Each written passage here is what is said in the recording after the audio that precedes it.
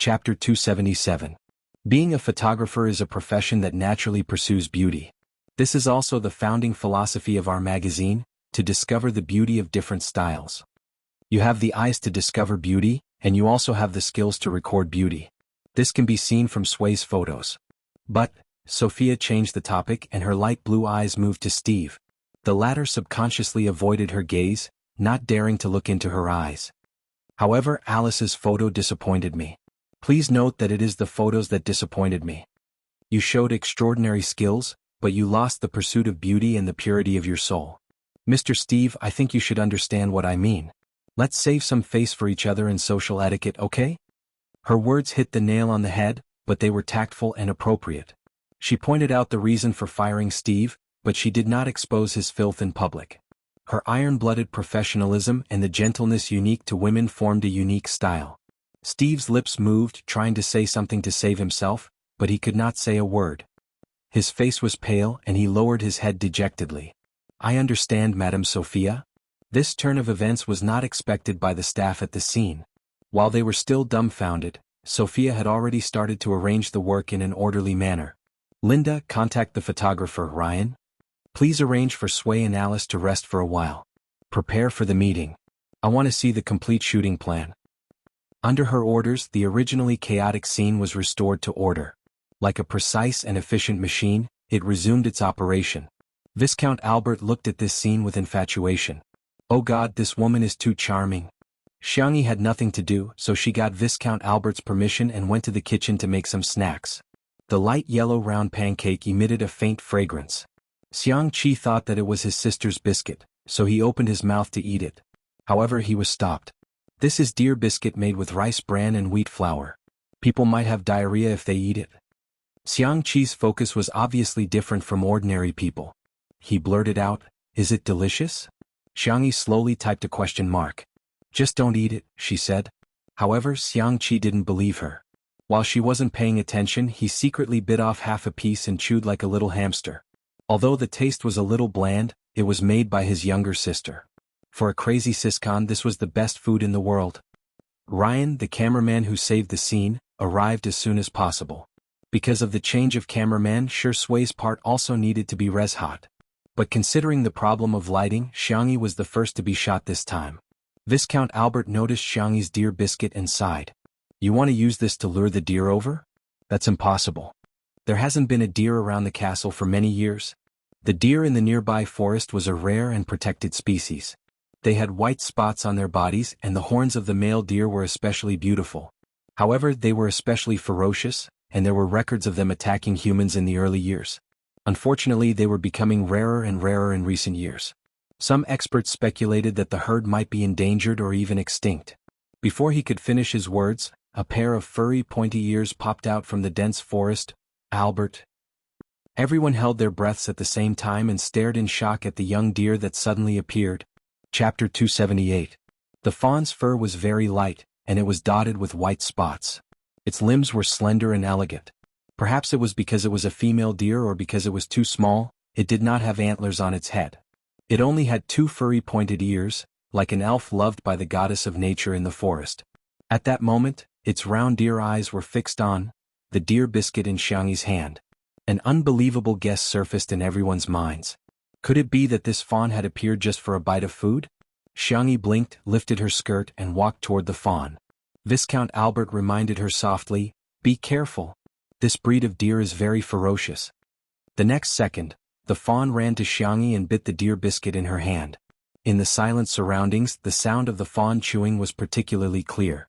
As the fawn ate, it took the initiative to rub against Xianghu's palm. Jianghu was slightly stunned. Then she laughed and gently rubbed its little head. The fawn closed its eyes comfortably, as if it had reached the peak of its life. Everyone was speechless. What happened to being ferocious? It was clearly so docile that it had no boundaries. Viscount Albert's heart was about to break down. Back then he had been poked in the butt by a stag. Needless to say, he was a hooligan. Could it be that this little brat was more obedient? Ryan took a few photos, but the angle was not ideal. Just as he was about to continue, the fawn nimbly darted back into the forest. It ran very quickly. He could only give up and choose a scene with ancient trees and flowers to shoot. Without the photographer tampering with the photos, The shoot went exceptionally smoothly. The young lady had an excellent sense of camera angles, and she was very fashionable. Every photo was as beautiful as a pictorial. It was simply better than the rubbish photos taken by Steve. Perfect. Ryan was excited. Sophia was also very satisfied after looking at the finished photos. Everyone was about to call it a day and return to the castle when they suddenly heard rustling sounds. Looking in the direction of the sound, they saw at least a dozen deer gathered in the depths of the forest. Everyone was speechless. What? Not only did it freeload on its own, but it even brought its family along. The leading fawn was quite bold. It rushed to Xiangyi's side like a gust of wind and said in its childish voice, "Yo-yo." Everyone thought, Is she acting coquettishly? Did you bring your family here? Xiangyi smiled. Fortunately, I made a lot of deer biscuits. She took out the remaining deer biscuits and did not rush to feed them. Instead, she placed them some distance away from the herd of deer. Then, she returned to her original position and quietly fed the deer. Gradually, a deer took light steps forward and sniffed the deer biscuits. Instantly, the buck with beautiful and huge antlers was like a kitten that had seen catmint. It bit the deer cake and swallowed it. He swallowed it. The other deer also rushed over. Albert was in a daze. He suddenly realized that the reason why the deer attacked the humans so frequently was not because they wanted to eat them, right? He carefully recalled that when he was being chased, he seemed to have been eating strawberries. The photographer, Ryan, could not hide his excitement.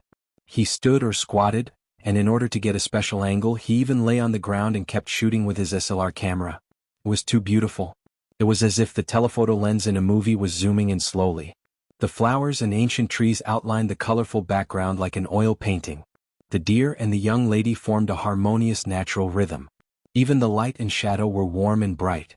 The towering castle in the distance was reduced to a foil.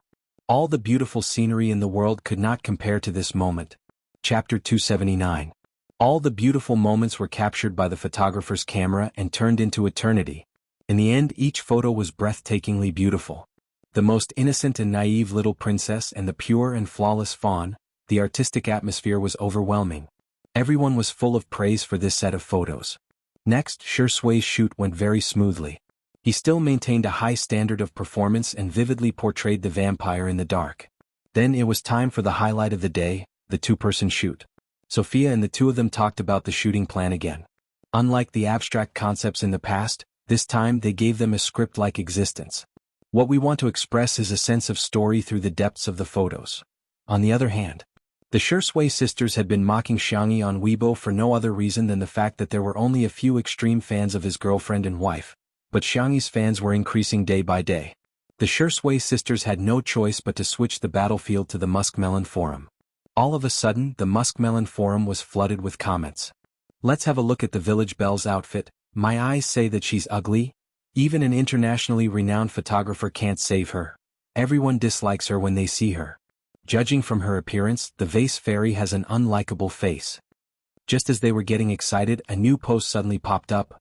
Damn! Sister E is simply a Disneyland princess who escaped. The Shui sisters were full of disdain and disdain. With that ugly photo, how could Xiangyi make a comeback? They clicked on it and saw that the blogger who had posted the photo had uploaded a social media post. It was still the same staff member who had exposed the photo, but this time, his words were full of praise for Xiangyi. Oh, my cute and pitiful the little princess. It turns out that I've been misunderstanding her all this time. It's not that there's a problem with her performance, but rather, it's the photographer's problem. Moreover, she made a kind of food called lubbing, which actually attracted a herd of deer that hadn't appeared for many years. Oh my god, is this the mysterious magic of the East? The Shui sisters were about to mock him, but their attention was drawn to the photos in the main building. The girl in the milky yellow princess dress had a faint smile on her face. Her eyes were as clear as water as she gently stroked the deer's head. Not far away, a herd of deer gathered. The photographer captured the scene very cleverly, as if the forest elves were listening to the witch's call and offering their blessings to the little princess in the castle. The scene was so lively that it was like a scene from a fairy tale movie. Shui sisters? Was this the vase fairy? He zoomed in and took a closer look. *CK. It really is. The passers-by were also dumbfounded. Weren't they all mocking Xiangyi for having no temperament? You call this lack of temperament? Are all of you blind? Also, weren't they mocking Xiangyi for having bad luck and even hating deer? You call this annoying? There were more than a dozen deer in the photo, and all of them were looking at Xiangyi eagerly. Especially that little deer. It was almost like a husky rolling around her feet and asking for hugs. This was simply a deer pet's original pet. Haha, she has amazing magic. She's magical girl Xiangyi. Amazing, this photo is really beautiful. It's like a different photographer. Awesome. What kind of Mary Sue persona is Xiangyi using? She can attract so many deer just by making some random deer biscuits. She's stunning enough alone, what's more when the two of them take a photo together? I must buy this issue of the magazine. Chapter 280. The Sure Sui sisters, who had finally found something to criticize, were dumbfounded once again. There was even a post on the Melon forum about Sister Yi's face-slapping moments. The face-slapping is like a gust of wind. Sister Yi's face-slapping is like a tornado. The post was full of humor and the comments were hilarious. Even the Sure Sui sisters were ridiculed. There were also video bloggers who created short videos of themselves. The Sure Sui sisters mocked Xiangyi for not being able to buy a plane ticket. A photo of Xiangyi holding a shovel and cooking a large pot of vegetables appeared on the screen, accompanied by a magical sound effect of slapping someone. Do I need a reason to slap you? The Sure Sui sisters mocked Xiangyi for not being able to book a hotel. Slap. Slap. Do I need a reason to slap you? The Sure Sui sisters mocked Xiangyi for not having a good temperament. Slap. Slap. Slap. Do I need a reason to slap you? The short video was simple to make, but it was especially brainwashing. Soon, it went viral and attracted hundreds of thousands of likes. The Sure Sui sisters who were causing trouble were completely embarrassed. Sure Sui's official fan club also issued a statement and called on everyone to follow their idols rationally and civilly. In the castle, the two-person shoot officially began. The lights were dim, the candlesticks were burning, and the red wine glasses reflected a sultry light. Ryan tried to take a few shots and looked down to check the photos. Both of them had a good sense of camera angles and were stylish. However, there was no intimacy. Ryan said tactfully, "Can the two of you interact with each other a little? It doesn't matter if it's physical contact or eye contact." Hence, the two of them slowly moved a few centimeters closer to each other. Ryan was speechless. It's like a sudden and ambiguous atmosphere in a romance movie. It's like a heart-pounding first love. Ryan tried his best to express the feeling he wanted. Xiangyi was speechless. Sorry, this is beyond my scope. In the fast-paced world she transmigrated to, she played the role of an assistant between the male and female leads. However, she had never been in a relationship before. She racked her brains and wondered if she should hold on to Sure Sui's arm. All of a sudden, a pair of warm hands appeared at the back of her neck and pressed the back of her head down. Huh? The girl's pupils dilated slightly, and she was forced to close the distance between them. The tip of her nose was almost touching his. Bang, bang, bang. Caught off guard, their eyes met and their heartbeats suddenly accelerated. The sound of Ryan pressing the shutter rang out. Very good. Perfect. In the viewfinder, the vampire was teasing the clean and gentle little princess in his arms like he was teasing his prey. The girl's panic and the man's carelessness caused a chemical reaction to appear all of a sudden. It was the kind of sweetness that made people blush and their hearts race. Next, it's the feeling of being in love. Clayan continued, bewitching, falling, indulging, passionate, colliding. For Sure Sui, it was a piece of cake for her to play an affectionate role. His peach blossom-shaped eyes seemed to be naturally affectionate, especially when he smiled. It was as if there was a deep and dark pool in his eyes. He smirked and was thinking about how to bring Xiangyi into the role when she suddenly grabbed his tie and tugged it down forcefully. The man leaned forward cooperatively and glanced at the girl in front of him with a smirk, as if her trick had no effect on him. In the next second, the girl gently touched his protruding Adam's apple with her other hand, and then moved her fingers all the way down. Wherever her fingertips touched, it was as if little flowers of electricity had bloomed. The gaze in Sure Sui's eyes changed instantly. Chapter 281. His Adam's apple instinctively moved twice in a sensual manner. However, the initiator of it all still remained calm and raised her eyebrows at him. She seemed to be provoking and seducing him. Sure Sui's dark eyes were covered with a layer of gloomy and obscure light. He licked the corners of his lips and the smile in his eyes spread wide, making him look extremely bewitching and devilish. Xiangyu was speechless. She was just imitating a girl who was particularly good at seduction in the transmigration world. I seem to have gone a little overboard. Sure Sui, don't smile like that, I really can't take it. Ryan exclaimed in awe. The sound of the shutter clicking filled the air and only stopped after a long time.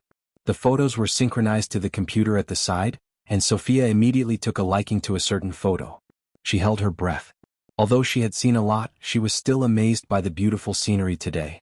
If nothing went wrong, that photo would be the cover of this issue. The shoot was paused and the makeup artist stepped forward to touch up Xiangyi's makeup. Xiangqi also came over to help her tidy up her skirt. Looking at his sister, he asked, "When did you learn to do all that nonsense?" Xiangyi feigned ignorance and asked, "Huh? Shall we have seafood and tomato pasta tonight?" Xiangqi subconsciously wanted to agree, but he changed his mind in time. Gritting his teeth, he exclaimed, "I'll settle the score with you after the shoot." On the other hand, Shui was drinking water calmly, as if everything that happened just now did not affect him at all. However, his habitual action of reaching for his cigarette box betrayed his thoughts. Shui had never felt so terrible about quitting smoking. He felt like he desperately needed something to calm himself down. Otherwise, he would keep replaying the scene of her cold and soft fingertips touching his Adam's apple. It was very annoying. The shoot began again, but to Xiangyi's surprise, the scene changed to a bedroom. It was still the bed in the bedroom. She repeatedly confirmed it twice before accepting the reality. She did not show it on her face, but she was still a little flustered. Shui seemed to have noticed her nervousness. He chuckled and asked, "Are you going first or should I go first? Or should we sleep together?" "Sleep together. Sleep together." Xiangyi tensed up and pushed Shui. "You go first." In the end, she did not know if it was because she did not control her strength well or because Shui did not control his center of gravity well, but he fell onto the bed and stared at her innocently. The crew members on set were looking at Xiangyi's gazes too. This little Eastern beauty can't wait for the big Eastern beauty? Xiangyi, she was Adam's. This. S's.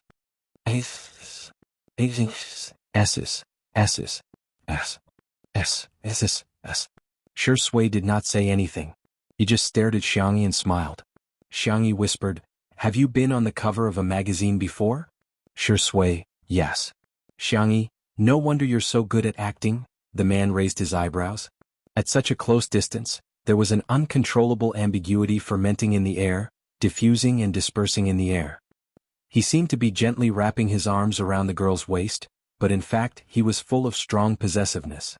He whispered in her ear, "I've never interacted with anyone before. Our sister E is the first." Chapter 282. Shui seemed to have said something, but Xiangyi's mind was blank and she didn't hear it clearly. She only remembered that his breath was hot. Unbeknownst to her, this scene was extremely beautiful in the viewfinder of Ryan's camera. The little princess who was in love was confused and helpless. Her eyes were blank. The vampire, who had finally succeeded, had a strong sense of aggression and danger in his eyes. She was in a mess but obsessed. She was drowning but unwilling to struggle. Redemption? Sorry, there's no need. Please follow me and fall into darkness together. The last set of scenes was full of symbolic meaning. The little princess was standing by the window. Behind her was the vampire who was holding her waist and restraining her. The man's lips were only half an inch away from her fair neck, but he hesitated and didn't bite down. The next second, the little princess raised her hand and closed the window. The last trace of light in the castle disappeared. Everything was shrouded in darkness, as if time had been sealed and the past had been locked. However, in the retro-carved mirror, there was a reflection of their interlocked hands. "Okay. That's it." Ryan announced the end of the shoot. Only then did the crew wake up from their daze. It turned out that they had unknowingly been substituted into the story.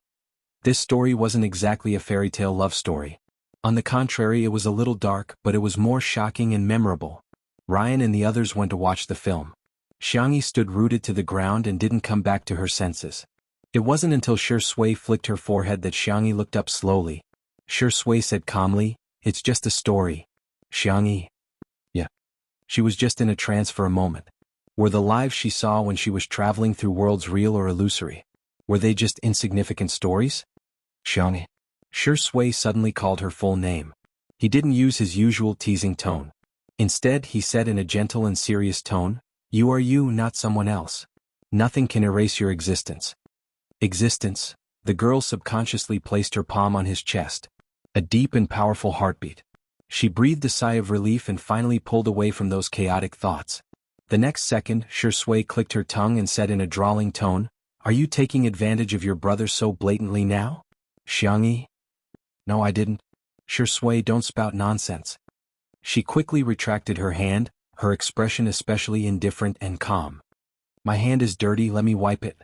Shi Sui raised his eyebrows. Then where are you going to wipe your dirty hands next time? He said lazily as if he was coaxing a child. Can you give me a notice in advance? After all, I'm already so old and I can't stand your torment. Xiangyi. I'm okay. The girl lifted her skirt and fled in a sorry state. Due to Viscount Albert's warm invitation, Xiangyi and the others stayed at the castle for the night. When it was almost time for dinner, Albert arrived at the dining room as if nothing had happened. He thought that he was the first to arrive, but to his surprise, Shi Sui, Xiangqi, Sophia, and the others were all there. Albert was speechless. Sorry I lost. Everyone discussed various topics such as finance, art, red wine, and so on. By the time the maid served the dishes that Xiangyi had cooked, all the topics came to an abrupt end. Albert immediately laid out a white tablecloth for Miss Sophia and himself, and prepared for the meal. He turned around only to discover that Xiangqi was calmly taking out of his large bag. He took out an oversized bowl. Albert was dumbfounded. Damn it, that works too? Chapter 283. Sensing everyone's surprised gazes, Xiangqi said seriously, when it comes to hygiene, start with preparing your own utensils. Everyone. As if I'll believe you. But soon, everyone's attention was attracted by the food on the table.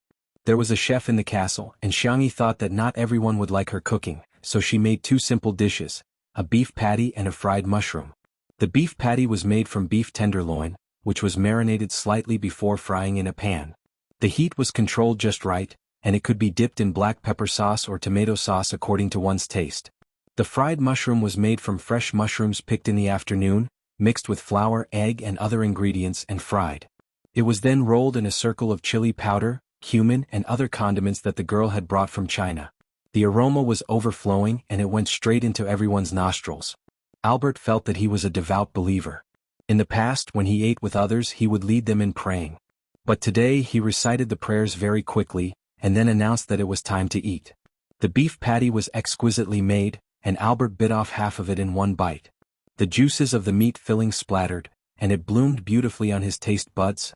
Albert's gaze drifted. Was this heaven? How could there be such delicious food? Miss Sophia was interested in the fried mushroom. She carefully forked a small piece with her fork and took a bite.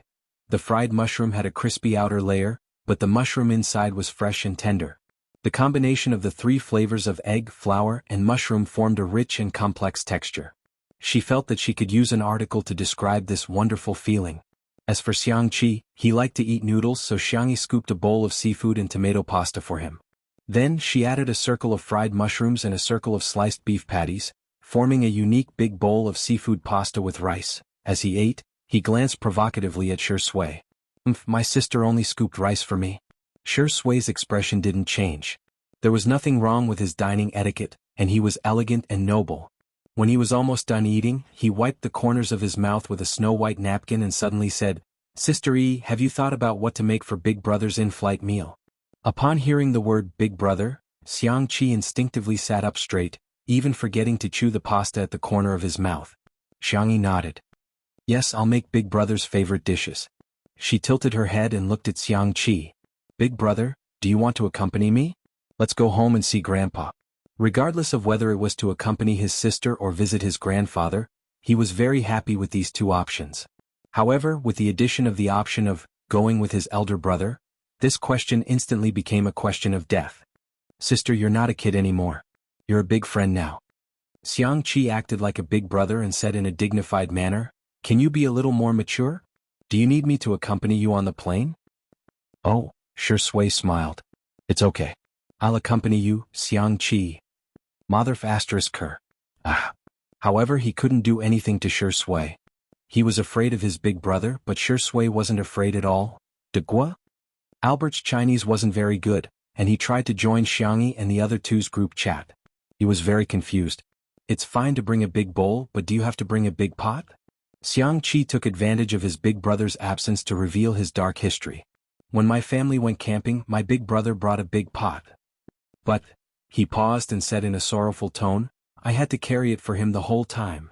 Asterisk something came up today and it was too late to go home. Understood smiley face, angle, understood let me tell you in advance. Chapter 284. At the same time. Logic Esports Base. The training room was brightly lit, and the sound of the keyboard and mouse could be heard. Xiao Naofu was nestled in the pocket of Xiang Yu's uniform, watching him play games. After watching the game for a few days, Xiao Naofu had already grasped the rules and was more addicted to it than Xiang Yu himself. Meow meow meow. Go go go, beat him up. Beat him up for this hoo-hoo. In Xiang Yu's ears, Xiao Naofu's cries were simply the most beautiful sound in the world. The sniper in the game ended the battle with a clean shot and found a cover to hide behind. He freed his hand to cover Xiao Naofu's eyes and coaxed softly, "Be good, a cute kitten like Xiao Naofu can't watch these fights. Xiao Naofu. Oh, let this hoo-hoo watch. This hoo-hoo wants esports too." Creak. The door was pushed open. It was Captain Wander, who had just returned from drawing the lot. He sighed and said apologetically, "I'm sorry, my luck isn't good. We'll be facing Team IC in the next match." This year's Lonely Glory World Connections main venue was in Nanjing. Team Logic was one of the 2 Chinese teams in the top 36 and had high hopes for them in the domestic esports circle. However, Team IC was a seeded team and had made it to the top 3 in the World League last year. Team Logic had to face such a strong team in the first round and suffered a crushing defeat. The atmosphere in the team was inevitably a little heavy. At this moment, oh whoa. Xiao Naofu pushed Xiang Yu's hand away and jumped onto the keyboard aggressively. Its soft, meaty paws smashed onto the attack button. With a bang, the sniper in the game fired and hit the enemy who was about to launch a sneak attack. Everyone in the team Hoo-hoo wanted to fight again, but he was picked up by Wander. The young man's eyes were filled with tears. "This is a miracle. It must be a miracle. God is encouraging us. Everyone cheer up, let's go." For a moment, the little cubs seemed to have been injected with chicken blood. Go go go. Only Xiao Naofu was struggling desperately. "Let go of me. This hoo-hoo can still fight." On the other side. Research Institute Director's Office. Why can a cripple like Xiang Li apply for so much funding? Could his hands be used for experiments? He's clearly a dog in the manger. A middle-aged man complained in dissatisfaction. The director tried to appease the middle-aged man, but the middle-aged man continued to push his luck. "How about this? We'll keep Xiang Li's original team and I'll join them to guide them. As for Xiang Li, we'll kick him out. He's no longer of any value to our research institute." The director slowly typed out a question mark. Even though Xiang Li was injured, he still managed to come up with a lot of new drugs and published a few core research papers. This was enough to prove Xiang Li's research ability. On the other hand, if you're capable or not, you only know how to bootlick.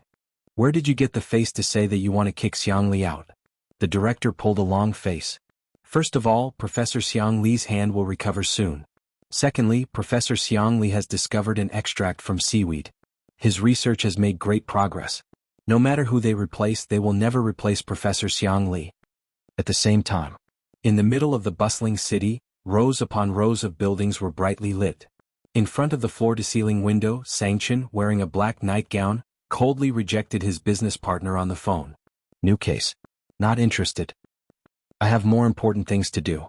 The corners of his thin lips seemed to curl slightly. "My little bunny is coming to coax me." Chapter 285. After hanging up the phone, Sangchen opened his WeChat. Little Bunny's account was pinned to the top.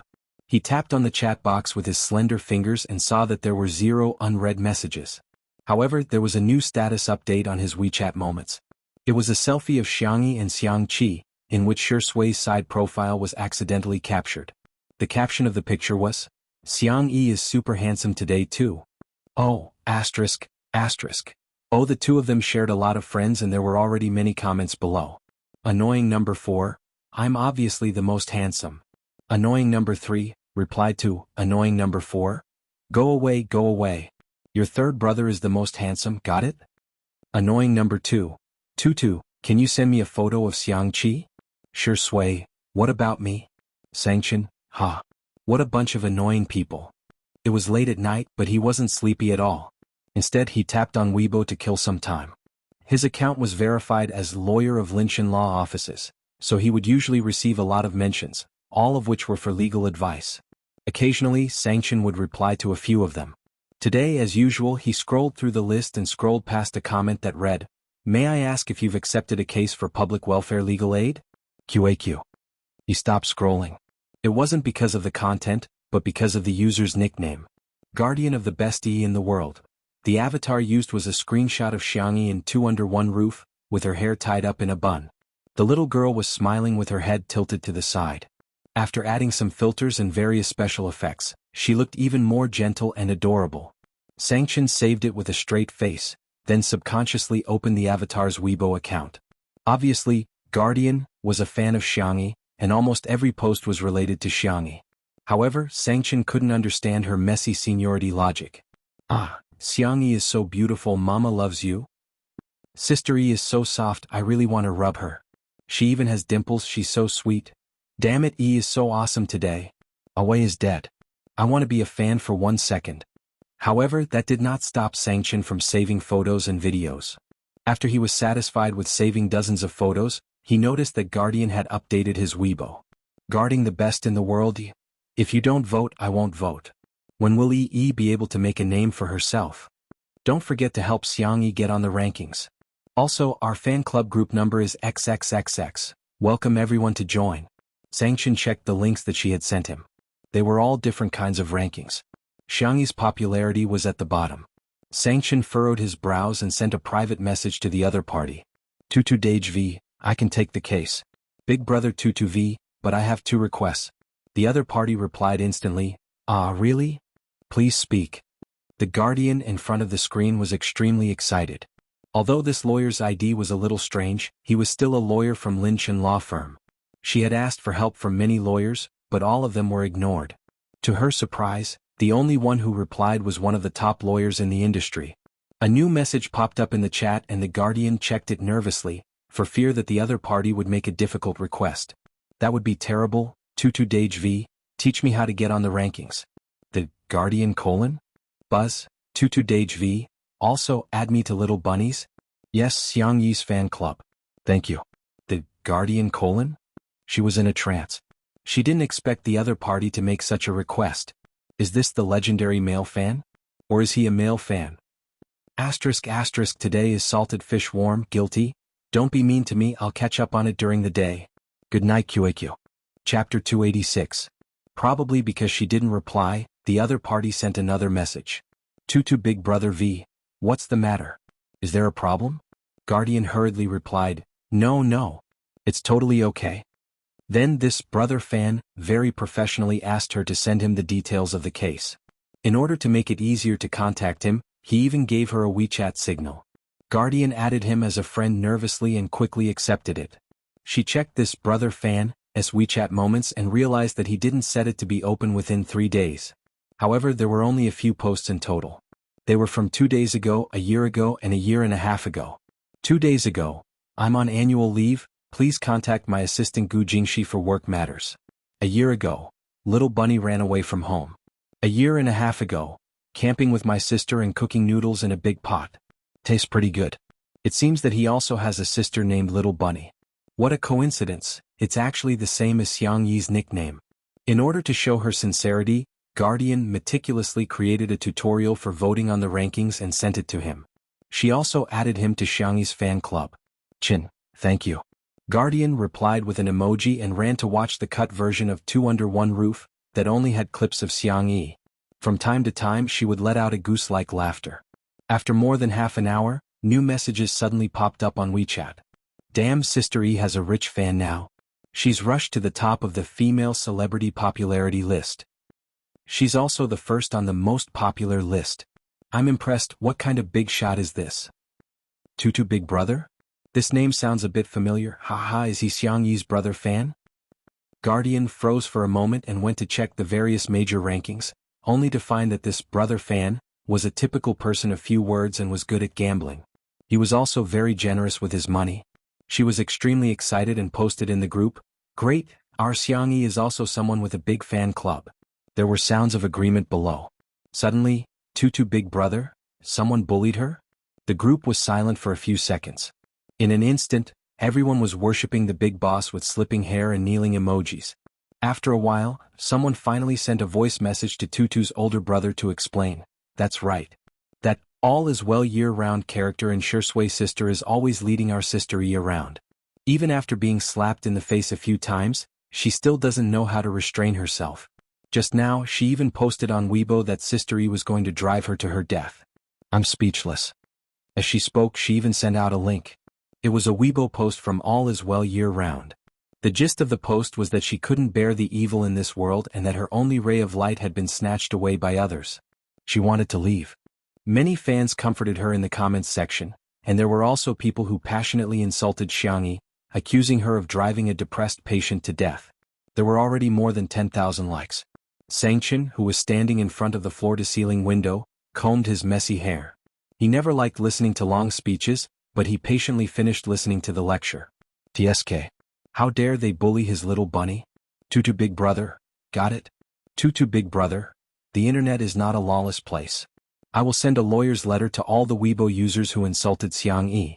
The group members thought that he was joking, but they didn't expect that about 10 minutes later, Linshan Law Firm's official Weibo account actually posted a statement frowny face Linshan Law Firm v. The internet is not a lawless place. The attached picture was a lawyer's letter with at least a few hundred Weibo users' names on it. In an instant, the foul-mouthed Shui sisters panicked. Chapter 287. Weren't they just angry and scolded Jianghu a little? Jianghu was a public figure, so what was wrong with being criticized? She wanted to be a celebrity, so why did they have to send them a lawyer's letter? Moreover, the lawyer was from Linshan Law Firm, one of the top law firms in the country. Many people felt suffocated, and they guiltily deleted their comments and changed their IDs, fearing that they would be punished by the law. Thus, Jianghu's fans were surprised to find that the Shui sisters, who had been shouting the loudest and scolding the most, had all disappeared. Finally, someone could deal with them. Meanwhile, Sangchen's fan club was flooded with comments. Big brother, you're awesome. Sangchen didn't say anything else. Instead, he looked at the bustling night scene outside the window. The huge billboard shone brightly on the man's chiseled face, softening his sharp features slightly. Seeing the little rabbit up close, there were only 8 hours left. The next morning, Xiangqi got up sleepily. His dark green silk robe was wrinkled from his sleep, and a few buttons on his collar were unbuttoned, revealing a large area of his pale skin. His well-defined abs were faintly discernible. He walked to the window to breathe in the fresh air, and vaguely saw two familiar figures. Xiangqi squinted and realized that he couldn't see them clearly because they were too far away. He hurriedly turned on the camera on his cell phone and zoomed in a few times. Damn. It was his younger sister feeding the deer outside the castle, and Shui was standing next to her lazily. Eat slowly, don't rush. Xiangyi's voice was gentle as she patiently fed the deer from yesterday. Behind the deer, there was a large group of parents and siblings who had come to freeload. Every deer was given a few pieces of deer biscuits, and they were happily munching on them. Xiangyi had already told the chef in the castle how to make the deer biscuits, and Viscount Albert generously expressed that he would be happy to feed these cute forest elves. I'm leaving today. You have to pay attention to your safety in the future. Don't get caught by poachers. As Xiangyi spoke, she suddenly turned her small face. Do they understand Chinese? Shui quietly accompanied her by her side. Hearing her words, she couldn't help laughing. Can you translate it for me? The little girl thought it made sense and translated it to Xiaolu. Xiaolu tilted its head. Its ears were furry and its eyes were round. It had the clearest gaze in the world. It seemed to understand and rubbed its nose against Xiangyi's palm. Xiangyi's heart softened. She took out the last piece of deer cake from her pocket and fed it. The deer behind her instantly lined up to rub against her, begging to be touched. They didn't forget to touch the pocket on Xiangyi's clothes, trying to get her to take out another piece of deer cake. Could be said to be a real foodie deer. Xiangyi couldn't help but lick her lips. I heard that venison is very nourishing, Shui added. Hunting is illegal in China, but sika deer can be artificially reared. Xiangyi's eyes lit up. Then shall we rear 2 of them? Shui chuckled. We'll do as you say. The deer were speechless. In Xiangqi's eyes, the morning sun, the cute deer, the gentleness of a young girl, and the company of a man. All of this was obviously very heartwarming, but it was more impactful than any war or sci-fi scenes. Although he wanted to rush over and kick Shui away from his younger sister, but why did this damn inspiration come again? It was actually the inspiration for matching outfits. Chapter 288. He scratched his head, struggling between kicking the dog man and recording his inspiration. In the end, Xiangqi gave in to recording his inspiration. Ever since his debut, he had only designed women's clothing. Men's clothing was his weakness. Now that he had a chance to make a breakthrough, he had to seize it. As for the dog man, haha, wouldn't it be better to wait for Big Brother to kick him in person? Shui, your death is coming soon, ha ha. At this thought, Xiangqi picked up a pen and paper. His inspiration rushed to the paper like magic. One set of couples' outfits after another were born from his slender fingers. After stroking all the deer with satisfaction, Xiangyi waved goodbye to them. The deer blinked and suddenly grabbed Xiangyi's clothes with its mouth. It stared at her with tears in its eyes. How could it not be sad that a fangirl was leaving? Xiangyi was a little sad because of it. She bit her lip and whispered, "I'll come back to see you next time, okay?" "Oh, I'll definitely come back. Woo woo. Next time I'll make you something better than deer biscuits." The deer stared at her for a few seconds, then slowly let go of her. Xiangyi didn't know whether to laugh or cry. She suspected that the deer had become a spirit and had sufficient evidence. After watching the deer and the herd of deer enter the forest, Xiangyi and Shui walked back to the castle. Ouch. Xiangyi was so focused on looking back at the deer that she slipped and twisted her ankle.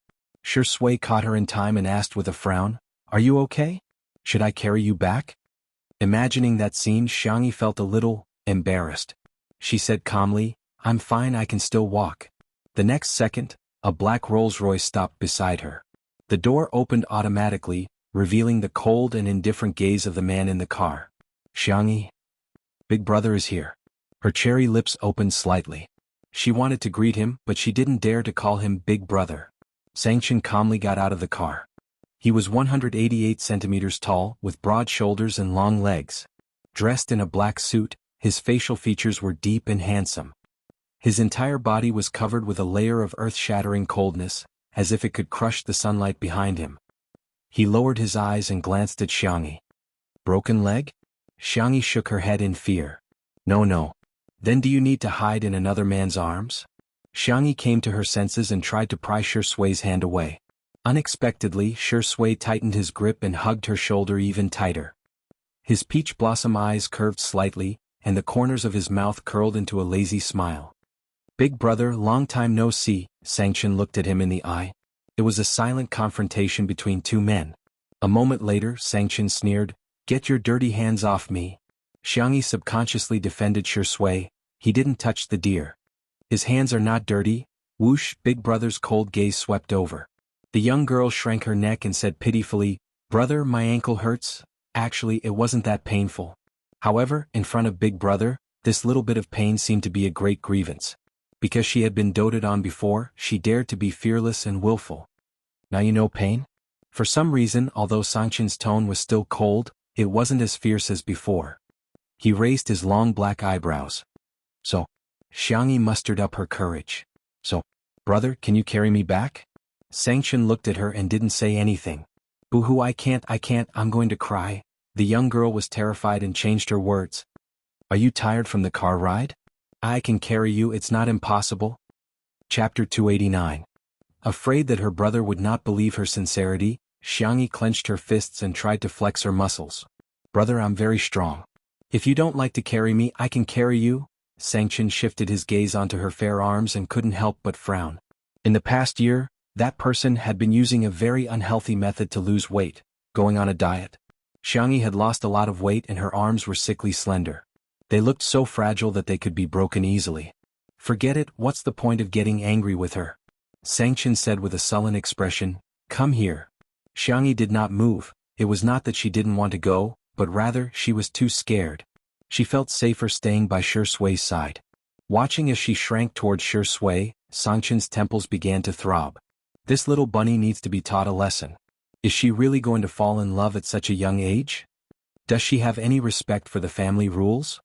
However, Shui had guessed Xiangyi's true thoughts. He looked down and said in a lazy and innocent voice, "Brother, it's the same if I help her." With that, he helped Xiangyi walk in the direction of the castle.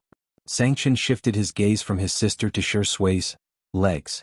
He seemed to be contemplating if he should break Shui's legs. He strode forward with his long legs and picked Xiangyi up in his arms. "Ha!" While she stared at him in shock, Sangchen said with a straight face, "Your legs are short and you're walking too slowly. You're wasting time." "Is that so?" However, Xiangyi realized that her brother was carrying her. "Does that mean that he's actually not that angry with me?" She carefully tugged at the fabric of his suit jacket, feeling both nervous and happy. To her surprise, Sangchen said, "Tisk, you're quite heavy." Xiangyi was speechless. "Much heavier than rice." "Xiangyi? Then I'll walk by myself." Actually, I can walk. Xiangyi was a little humble. Of course, it was mainly because she was afraid. Qinshin of the Xiang family, a man who dominated the fear of the entire Xiang family. Sangchen said coldly, "Shut up. Xiangyi."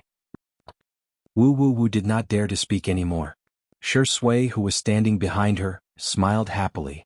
Another man who can't stand being goaded. He was clearly worried about his sister's death, yet he still pretended to be unconcerned. Clearly, sullen on the inside. Castle living room. Sangchen placed Xiangyi on the sofa.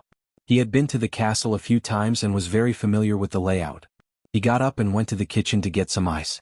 Xiang Qi took a stack of design drafts downstairs and showed them off to his sister. "Sister, look at my newly designed couple outfit." Xiangyi took a look and was stunned. Over the past year, there were people in the fashion industry who couldn't stand how Xiang Qi's designs were always able to set off new trends. They dissed him for not being able to design men's and children's outfits, saying that his designs were too limited. In fact, many designers specialized in one category, but in their eyes, wasn't Hades a genius?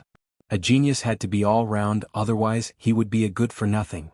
She treated him with the strictest standards, yet held herself to the most relaxed standards. However, this couple outfit was so ingenious and ingenious. It was simply amazing. "You're even designing couple outfits for her?" Xiang Yi's cold and deep voice came from behind. Xiang Qi shuddered and had a strong desire to live. "No. These are parent-child outfits. Parent-child outfits." Chapter 290. Sangchen, ha. He half knelt beside Xiangyi's feet, lifted her trousers and put the ice pack on it. Xiangyi's eyes widened, not because of her brother's sneer, but because of his actions. Was he taking care of her? She uneasily wanted to retract her feet, but Sangchen gave her a warning look. "Don't move, behave." The little bunny didn't dare to move and sat on the sofa obediently. Xiang Qi was still trying to explain his creativity. "Brother, look at this outfit, it's brother and sister, and this outfit, it's sister and brother."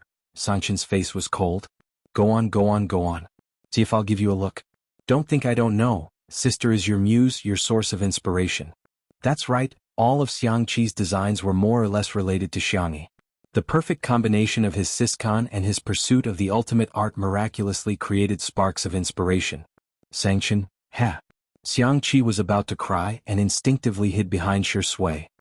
"Brother Shi, save me," he whispered. Shi Sui said good-naturedly, "Sure, brother Shi, you're really too." Before he could finish, Shi Sui said with a smile, "It's a paid service, 1 fee per visit. If you want to buy, be quick. It's up to you." *CKU. You're so sure I have to beg you, right? Do you think I'm such a spineless person? Yes, I am. Xiang Qi said fawningly, Okay, I'll listen to you, brother Shi." Then he heard Shi Sui say leisurely, "The company Sister E signed with is a bit of a scam. Why don't you sign with Xiang Feng's company? Whether you want to leave the industry or continue your career, you'll have more freedom."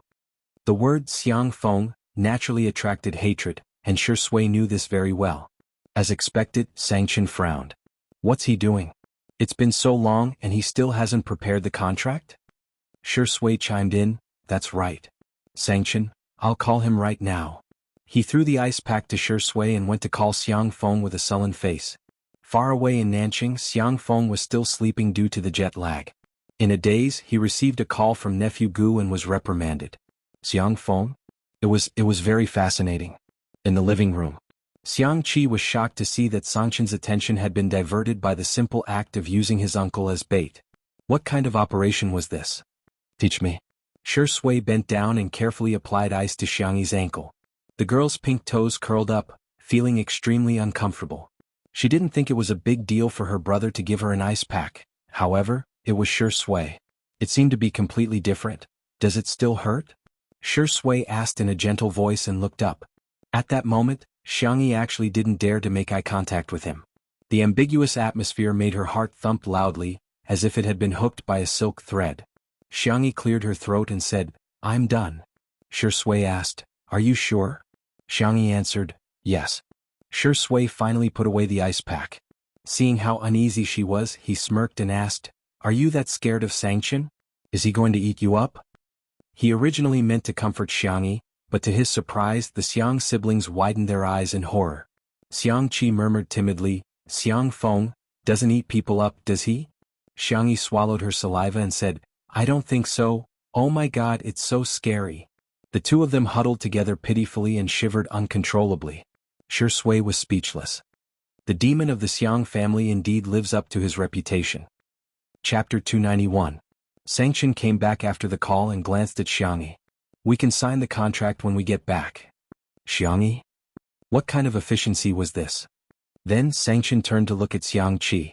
Xiangqi was curled up on the sofa like a boneless person. He straightened his back and rested his hands on his knees like a standard elementary school student. They looked at each other. 1 second, 2 seconds, 3 seconds, Xiangqi broke down. I was wrong.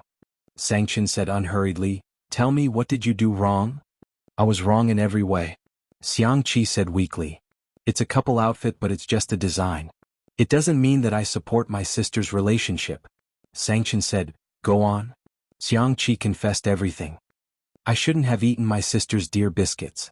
But I already had diarrhea yesterday. Xiangyi looked a little speechless. I said that you can't eat it. The next second, Xiangyi's devilish voice sounded. It's your turn, Xiangyi. The girl's first reaction was to move closer to Shui. A smile appeared in Shui's eyes as he placed his arm on the sofa behind her, making it seem as if he was holding the slender girl in his arms. The deer is so cute, I shouldn't have thought about eating it, the elementary school student answered in a trembling voice. She didn't look at all like a big shot who had just returned from transmigration. What else? Sanction narrowed his eyes and stared at her meaningfully. Xiangyi looked confused. Apart from that, she didn't do anything bad. Sanction sneered and deliberately tricked her. Don't think I don't know that you're in a relationship. His tone was so fierce and cold that Xiangyi panicked. I'm in a relationship? Shui was speechless. Qin of the Xiang family is really high up the social ladder.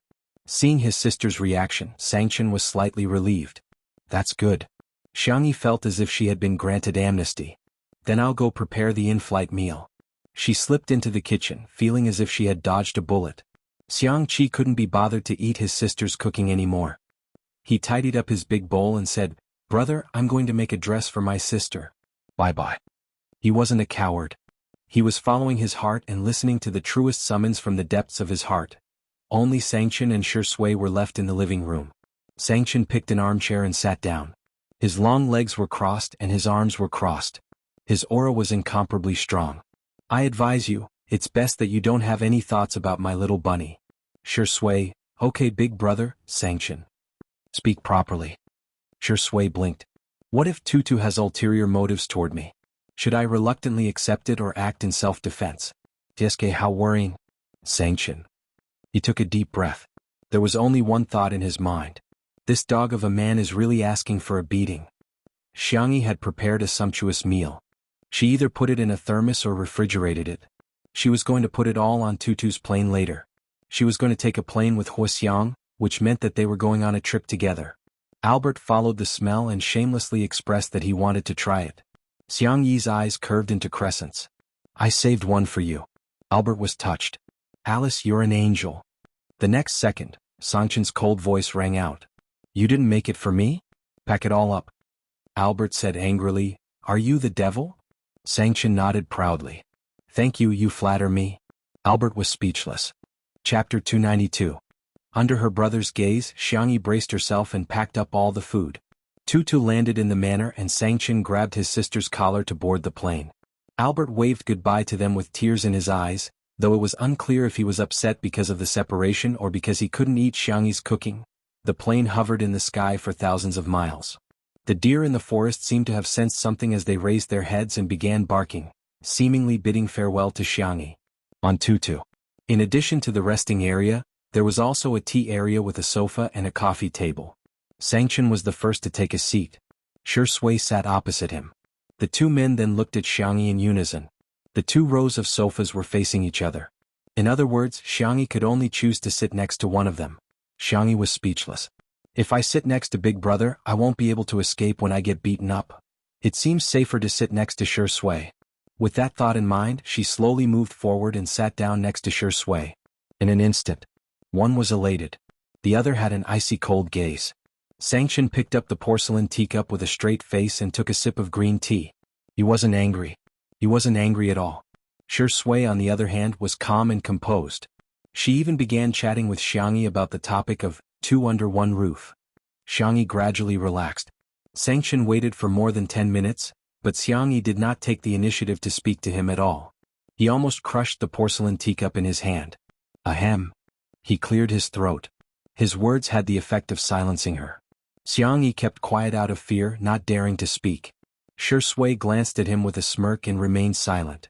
Sangchen frowned and thought, am I that scary? His white, well-defined fingers loosened his black tie. He unbuttoned the top 2 buttons of his shirt and leaned on the sofa in an extremely relaxed posture. However, when he opened his mouth, he sounded like a teacher lecturing a student. What do you plan to do next? Xiangyi froze for a few seconds before she realized that the question was directed at her. She whispered, no, I don't have any plans. I'm just going to record a variety show, cook some food and retire early. Sangchen asked casually, are you feeling too tired? Xiangyi shook her head. Cooking isn't tiring.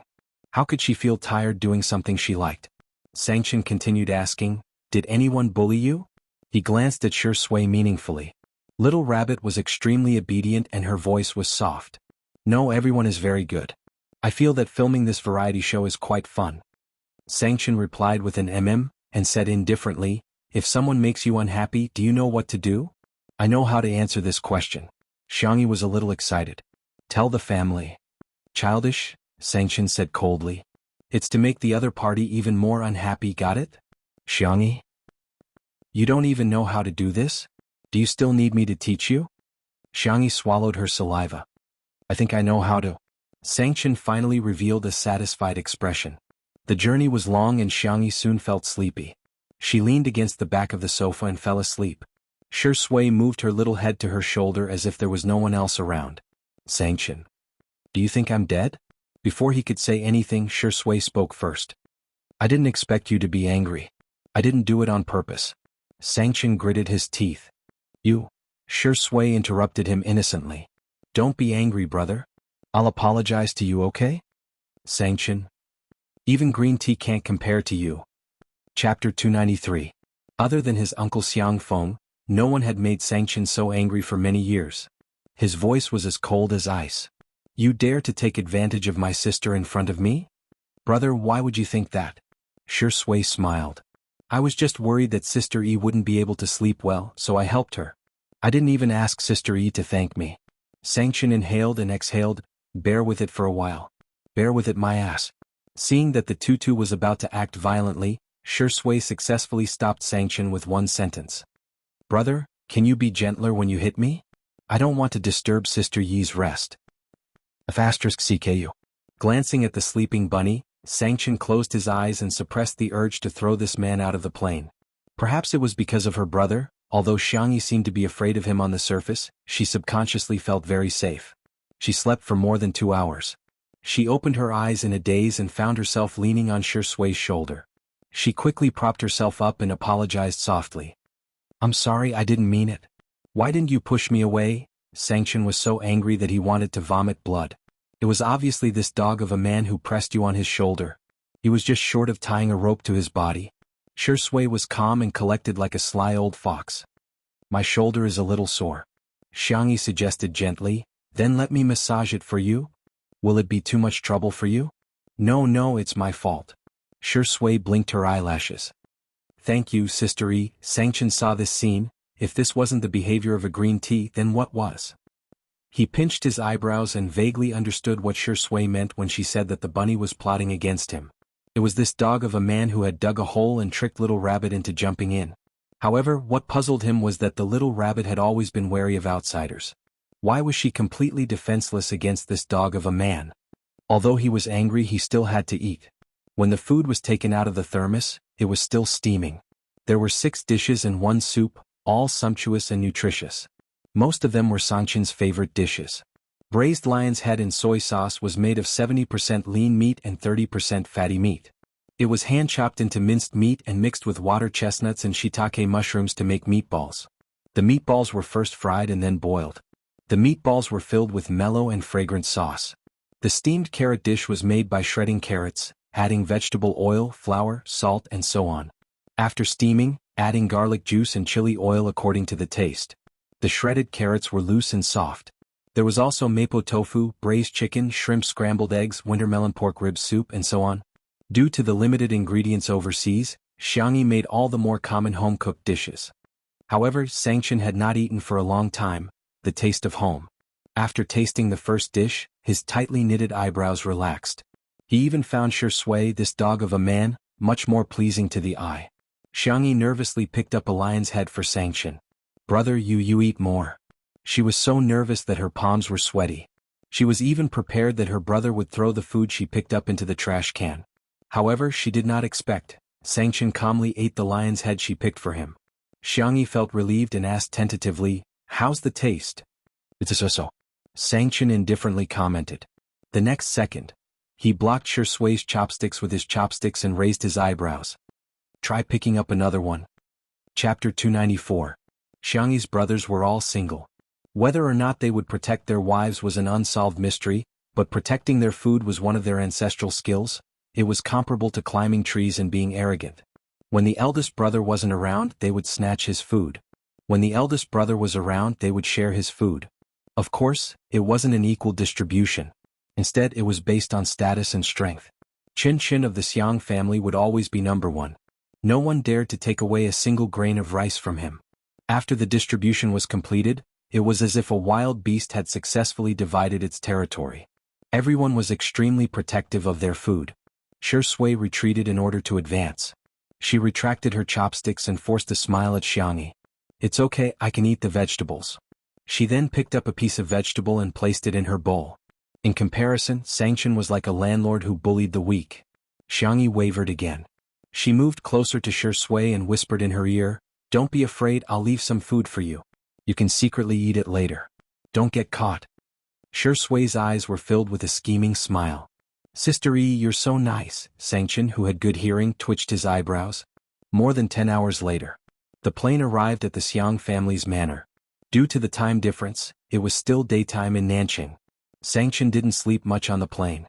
Now that he had gotten off the plane, he went back to his room to catch up on sleep. Xiangyi slept for a long time. She was preparing to go to Little Rabbit Farm and bring back 2 geese to stew. Shui naturally accompanied her. The two of them strolled among the lush flowers and plants. For some reason they felt like an old couple. Suddenly, Shui received a call from her agent, Si Chuan Bai. He frowned. Xiangyi sensed that something was wrong and stopped in her tracks. The call didn't last long. After hanging up, Shui said apologetically, "I'm sorry, I have to deal with something. I'm afraid I can't accompany you." Xiangyi said, "It's okay, I can go by myself." Before she finished speaking, there was a dispute at the entrance of the manor. "Out of the way. I want to see Shui. I saw the plane land. I want to see her. Now. Don't touch me or I'll call the police and say that you're King me." The hysterical female voice, mixed with the persuasion of several security guards, was very noisy. Shui's face was as gloomy as still water, and there was a deep gloom at the bottom of his eyes. Xiangyi was slightly startled. In fact, she had never seen Shui lose her temper before, but she instinctively sensed it. He was angry. The man's thin lips pursed into a sharp line and strode towards the manor's gate. Xiangyi was worried that he would do something irrational, so she quickly caught up with him. At the entrance of the manor. All is well year-round. Her real name was Qiao Ruhan. When she saw Shui's tall and slender figure from afar, her skinny face lit up. "It was him. It's really him. He's coming to me." Shui's legs were long and his strides were big. Soon he was in front of her and nodded politely. "Miss Qiao, right? I heard that you've been looking for me." The man's voice was much deeper than usual when he was angry. There was a hint of hoarseness in his voice, which made him more attractive. Qiao Ruhan looked infatuated and couldn't wait to express her feelings. "Yes, I've been looking for you for a long time. I'm your fan. I like you a lot." Shui said politely, "Thank you for your love, but this is a private residence. Can I arrange for a car to send you away?" Qiao Ruhan said self-righteously, "I'm not leaving. It wasn't easy for me to see you.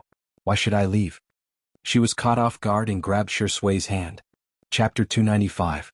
At the critical moment, Shui took a step back and avoided her touch. Qiao Ruhan missed him and stumbled, almost falling down. She looked up at Shui in disbelief. What? Why did he avoid her? Was she a piece of trash that he wanted to avoid? "I like you. I really like you." Qiao Ruhan tried her best to express her feelings. "I've liked you since you debuted. I've watched all of your movies and TV shows. I vote for you every day. I even gave up on studying for you. I've spent all my time on you, Qiao Ruan said. However, Shui did not show the slightest hint of being touched. Qiao Ruan, and suddenly had a thought. He looked gentle, but in fact he was more distant than anyone else. It's not a rational choice to give up on yourself for anyone, Shui said in a clear and calm voice. You have your own life and I shouldn't be the only one in your life. Miss Qiao, I won't hold it against you for secretly taking photos and following my car. I hope you can return to your normal life. I'll give you my blessings. Qiao Ruan muttered, Do you mean, you don't need my love? She widened her eyes in horror, completely unwilling to accept this reality. Coincidentally, she noticed Xiangyi. In fact, Xiangyi kept a distance from them. However, in the eyes of the extreme Qiao Ruan, and Xiangyi was deliberately provoking her. When she saw Xiangyi, her emotions became even more unstable. Is it because of her? What's so good about her? Why do you care about her? Why do you care about her? You shouldn't even look at her. She was extremely agitated. I'm the one who likes you the most. I'm the one who has done the most for you. Look at me, okay? Look at me, okay? Even if you like her, you should like me. Qiao Ruan's logic was extreme. I like you and I've done a lot for you. Therefore you should like me back. Otherwise you'll be letting me down. Si Chuanbai's car arrived. He got out of the car and opened the back door. Shui's attitude was firm. Miss Qiao, please. This was undoubtedly a bolt from the blue for Qiao Ruan. You want to chase me away? Because of that bitch Xiangyi? Shui, who had always been polite, suddenly said in a cold voice, Miss Qiao, please watch your words. At this moment, the emotionless man's emotions were stirred. Qiao Ruan, and refused to believe it. You scolded me because of her. Without my support, you are nothing. Now that you're famous, you want to dump me and like that B***tch. Shui, you're heartless. You heartless man. Si Chuanbai? He described himself as a wife who had gone through hardships, and Miss Xiangyi as a new lover. His ability to change concepts was truly superb. Miss Qiao, this isn't the first time you've harassed Shui. You've eaten at the same restaurant as him, bought the seat next to him on the plane, and even knocked on his hotel door. You're an adult and should be responsible for your own actions. If you continue to act like this, I can only take measures to call the police. Then report it. Let's see if the police will arrest you or me when they come. I think you're trying to drive me to my death. Qiao Ruan, and suddenly took out a holder from her bag. There was a phone attached to it and she clicked on the live broadcast. The words, Countdown to Suicide, were displayed at the top of the screen. Chapter 296. A few minutes ago when she saw Tutu landing, Qiao Ruan, and posted a notice on Weibo. All is well year-round. If all hope comes from you, then the pain I'm feeling now is also thanks to you. Perhaps leaving is the best relief. I'm tired really. There was a link to the live stream attached. When the fans saw the words, Countdown to the live stream, they were all frightened. Oh my god sister, don't take things too hard. Is there anyone who can contact her in the real world? I'm dying of anxiety. I don't know if it'll work, but based on her previous location she should be from Nanqing Pinggan Nanqing. Someone raised a question. Livestream suicide? Why does it feel like a publicity stunt or coercion? In just a few minutes there were hundreds of comments on that post. B***tc get lost. Who would risk their own life for publicity? F***ckU?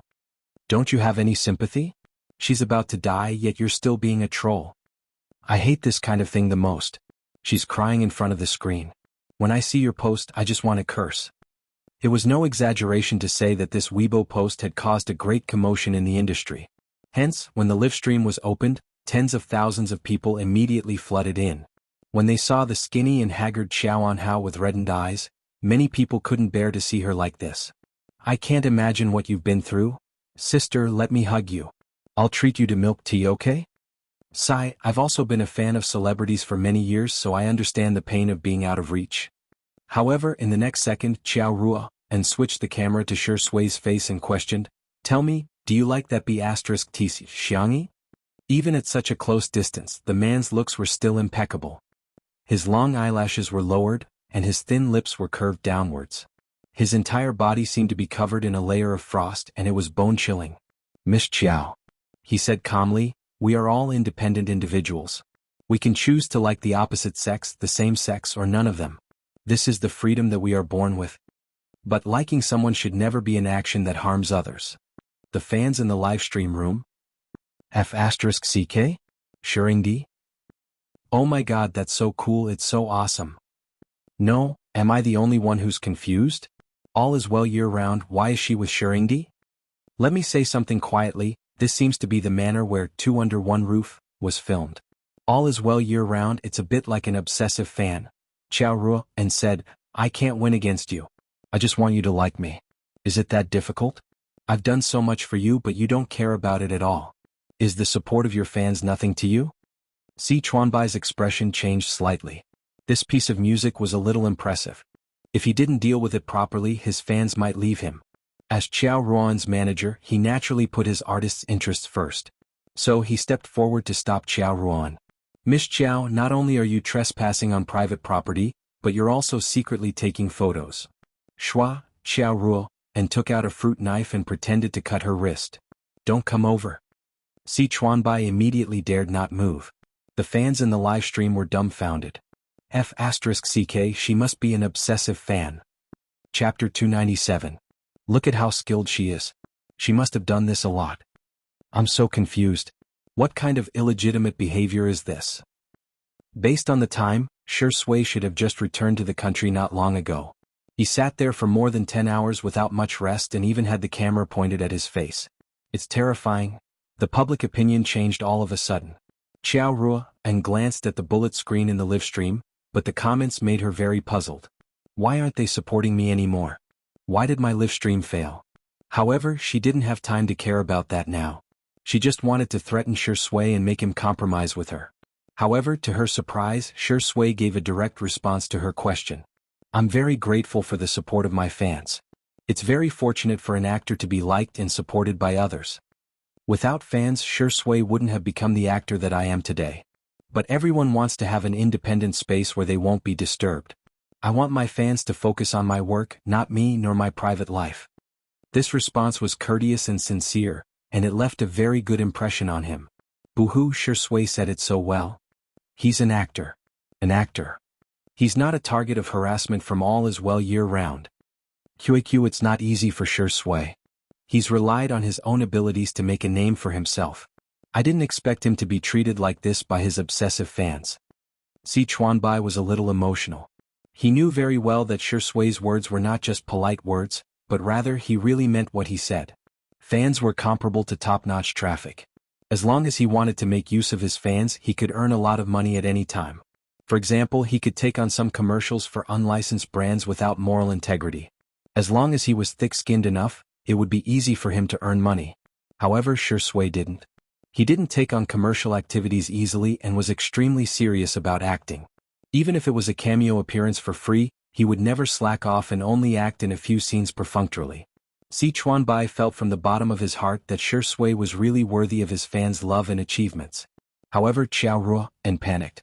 Without public opinion, what else could she use to threaten Shui? She made up her mind and said, I just want you to accompany me for 3 days.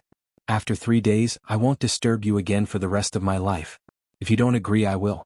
So what? Shui interrupted her. You don't even cherish your own life. Have you ever considered the feelings of those who care about you? However, Xiao Ruo and did not listen to him at all. Her eyes were red. You can't even agree to this small request of mine?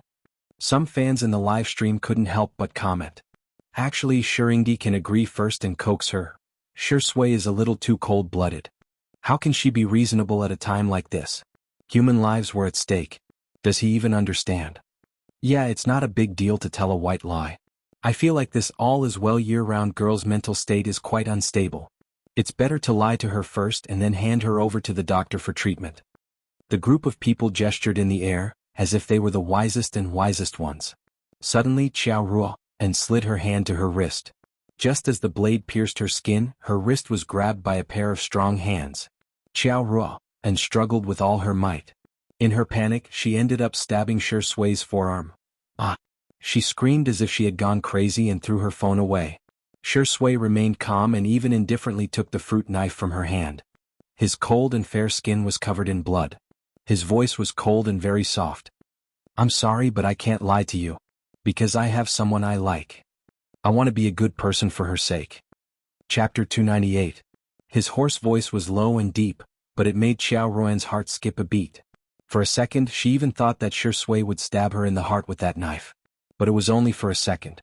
The man spun the knife casually, even more casually than he spun a pen. Then he threw it far away. Clang! The fruit knife fell to the ground.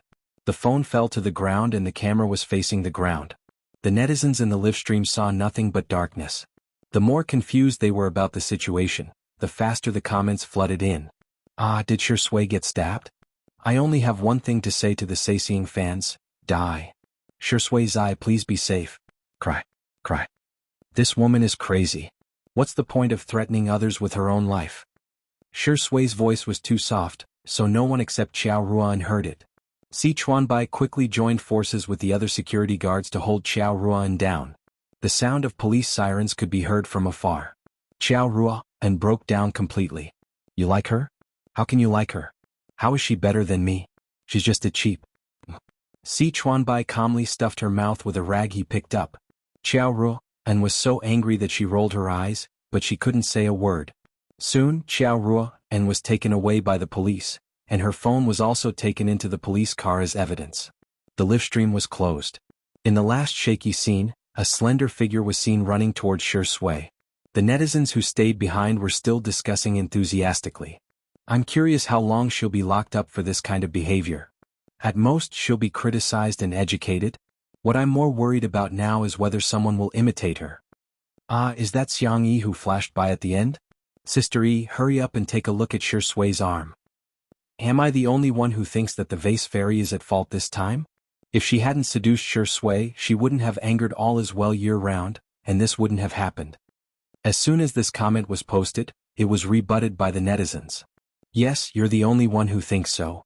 Dear, I suggest you go to the hospital to see a neurologist. Yes, whatever you say is right. Come, let's all wish it a safe journey. Candle, the manor. Xiangyi ran so fast that she was panting slightly when she stopped. She didn't have time to rest, but took off her thin sunscreen jacket to stop the bleeding on Shui's hand. Then she held Shui's other hand. Let's go back and treat our wounds. Shui let her hold her hand and followed behind her obediently.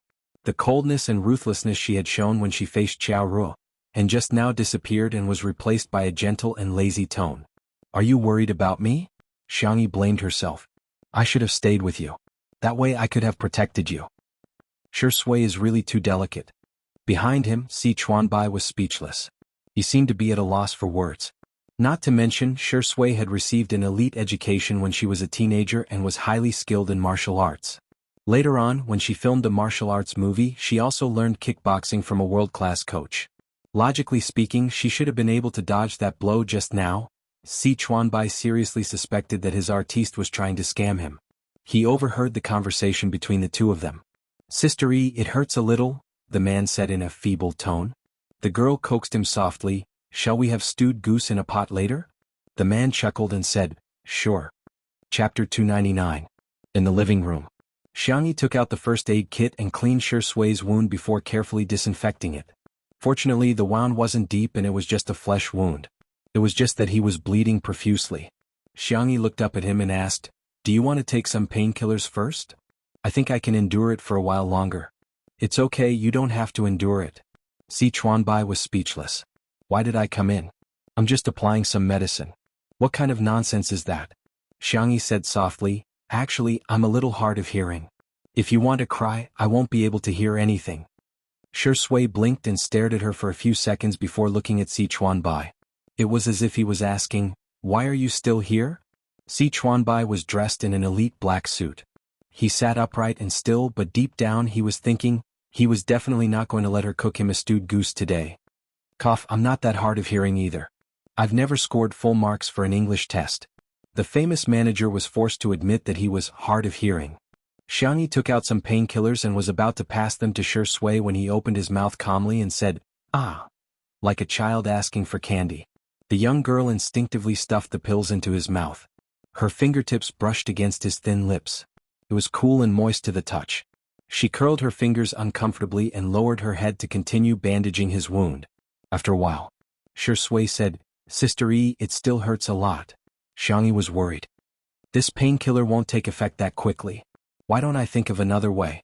The man's dark eyes gradually darkened. Like a cat, His gaze shifted to her lips as if he was sleeping. Si Chuanbai was speechless. Why was his artiste more delicate than his little wife? Back then she could still finish filming with a smile even when she broke a bone. How could she not be able to tolerate this pain? He watched as Xiangyi carefully inserted a few needles into his wound. Are you feeling better? Much better. Xiangyi was relieved. She patted his head and said, have a good rest. I'll make you something to eat. Unexpectedly, when she walked towards the small outdoor kitchen, Shi Sui followed behind her like a little tail. Xiangyi? Shi Sui's expression did not change. I want to do a live stream and explain to my fans so that they don't have to worry. Xiangyi suddenly understood. You're so thoughtful. Should I call Director Li over for you? When it came to live streaming, Li Jinyu was still the most skilled. Shi Sui raised her hand and hooked the hem of the girl's shirt with her fair and slender fingers. But I won't be streaming alone. I want to do it with you, Sister Yi. Si Chuanbai. He raised his hand to his forehead to hide his dumbfounded expression. He really couldn't bear to look at her. Oh, I see. Xiangyi didn't think it was a big deal. After all, Shi Sui was a fragile man. Let's do it together then. As a result, today's episode of Two Under One Roof began airing in advance. Dear viewers and friends, don't pass by. Today's menu, stewed goose in an iron pot. The main ingredient is a goose. That's it.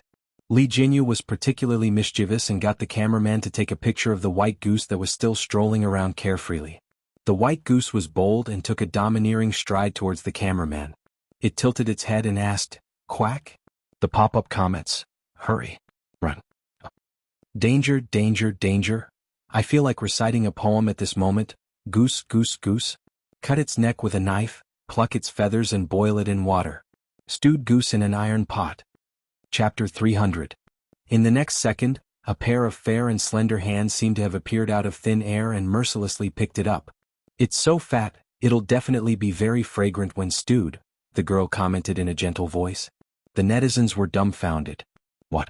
Little fairy, why are you saying the cruelest things in the most gentle tone? Goose 'cause of death, too fat. How many times have I told you? If you're too fat, you'll be eaten. I'm shivering in front of the screen as I munch on duck neck and drink milk tea. The big white goose, which was extremely ferocious and had a heartless mouth, met Xiangyi, who was even more heartless. It screamed as it was taken away. The cameraman even took a long shot of Xiangyi as she walked away, looking as if she didn't care about anyone else. A few minutes later, the goose was taken away. The process was too gory, so by the time everyone saw the goose, it was already lying naked on the chopping board. The netizens were very mischievous. "Goose, you're all cheap. You're all craving for my body. This show is so delicious. Ahem, it's so interesting, I'm going to record the recipe now." The goose's life was short and glorious, ordinary yet great.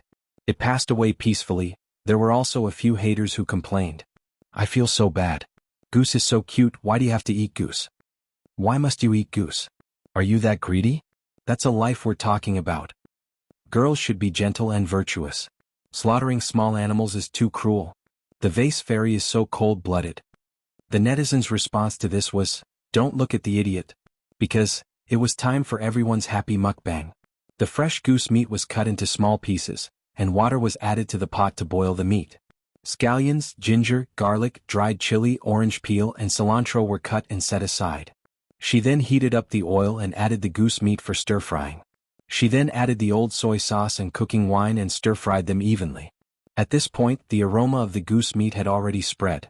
The staff at the scene couldn't help but take a few deep breaths and subconsciously began to salivate. Xiangyi added an appropriate amount of water to the pot and simmered it with firewood. The goose meat would be simmered for about 40 minutes before adding the side dishes. This was the perfect time to interact with Shi Sui's fans. The little girl looked up at Shi Sui. The two of them had a tacit understanding. Shi Sui immediately said, "As you can see, the goose has been stewed." Upon hearing his voice, some fans immediately asked about his situation.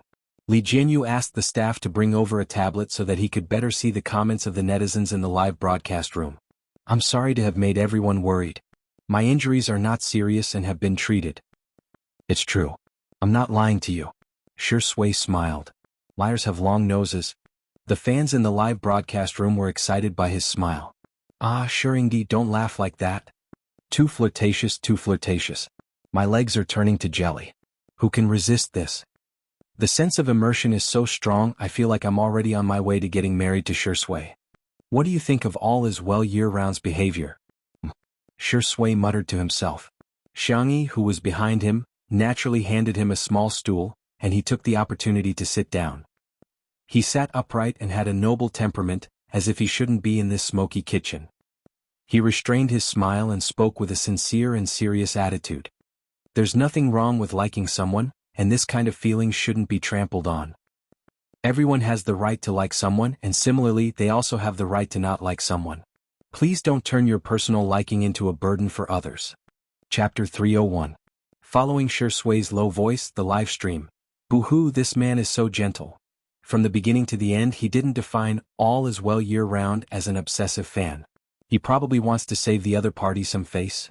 QAQ, he can still be so calm and composed when he's being harassed and hurt. Seriously, even if he's pretending, I love Shuringdi's worldview. Someone noticed that Xiangyi was busy sitting on a small stool next to her and commented out of curiosity, not expecting Shui to be the one to pick her up. What's Sister E doing? She's picking peas. The camera turned to Xiangyi, who cooperated. I'm going to make pea cakes. Li Jinyu, oh? You can make this yourself? Xiangyi, yes, but it's a bit time-consuming. Normally she wouldn't make this, but Xiangyi liked it, so it was worth it to spend some time. Shui drawled lazily, Sister E, everyone has a lot of questions for you. However, he refused to say what the questions were. What did they ask? The tablet was in Shui's hands and the comments flew by. In order to get a better look, Xiangyi unknowingly drew closer to him. In the camera their heads were almost touching. The couple fans who hadn't eaten sweets for a few days were extremely excited. Ah, sisters, I'll give you a salute first.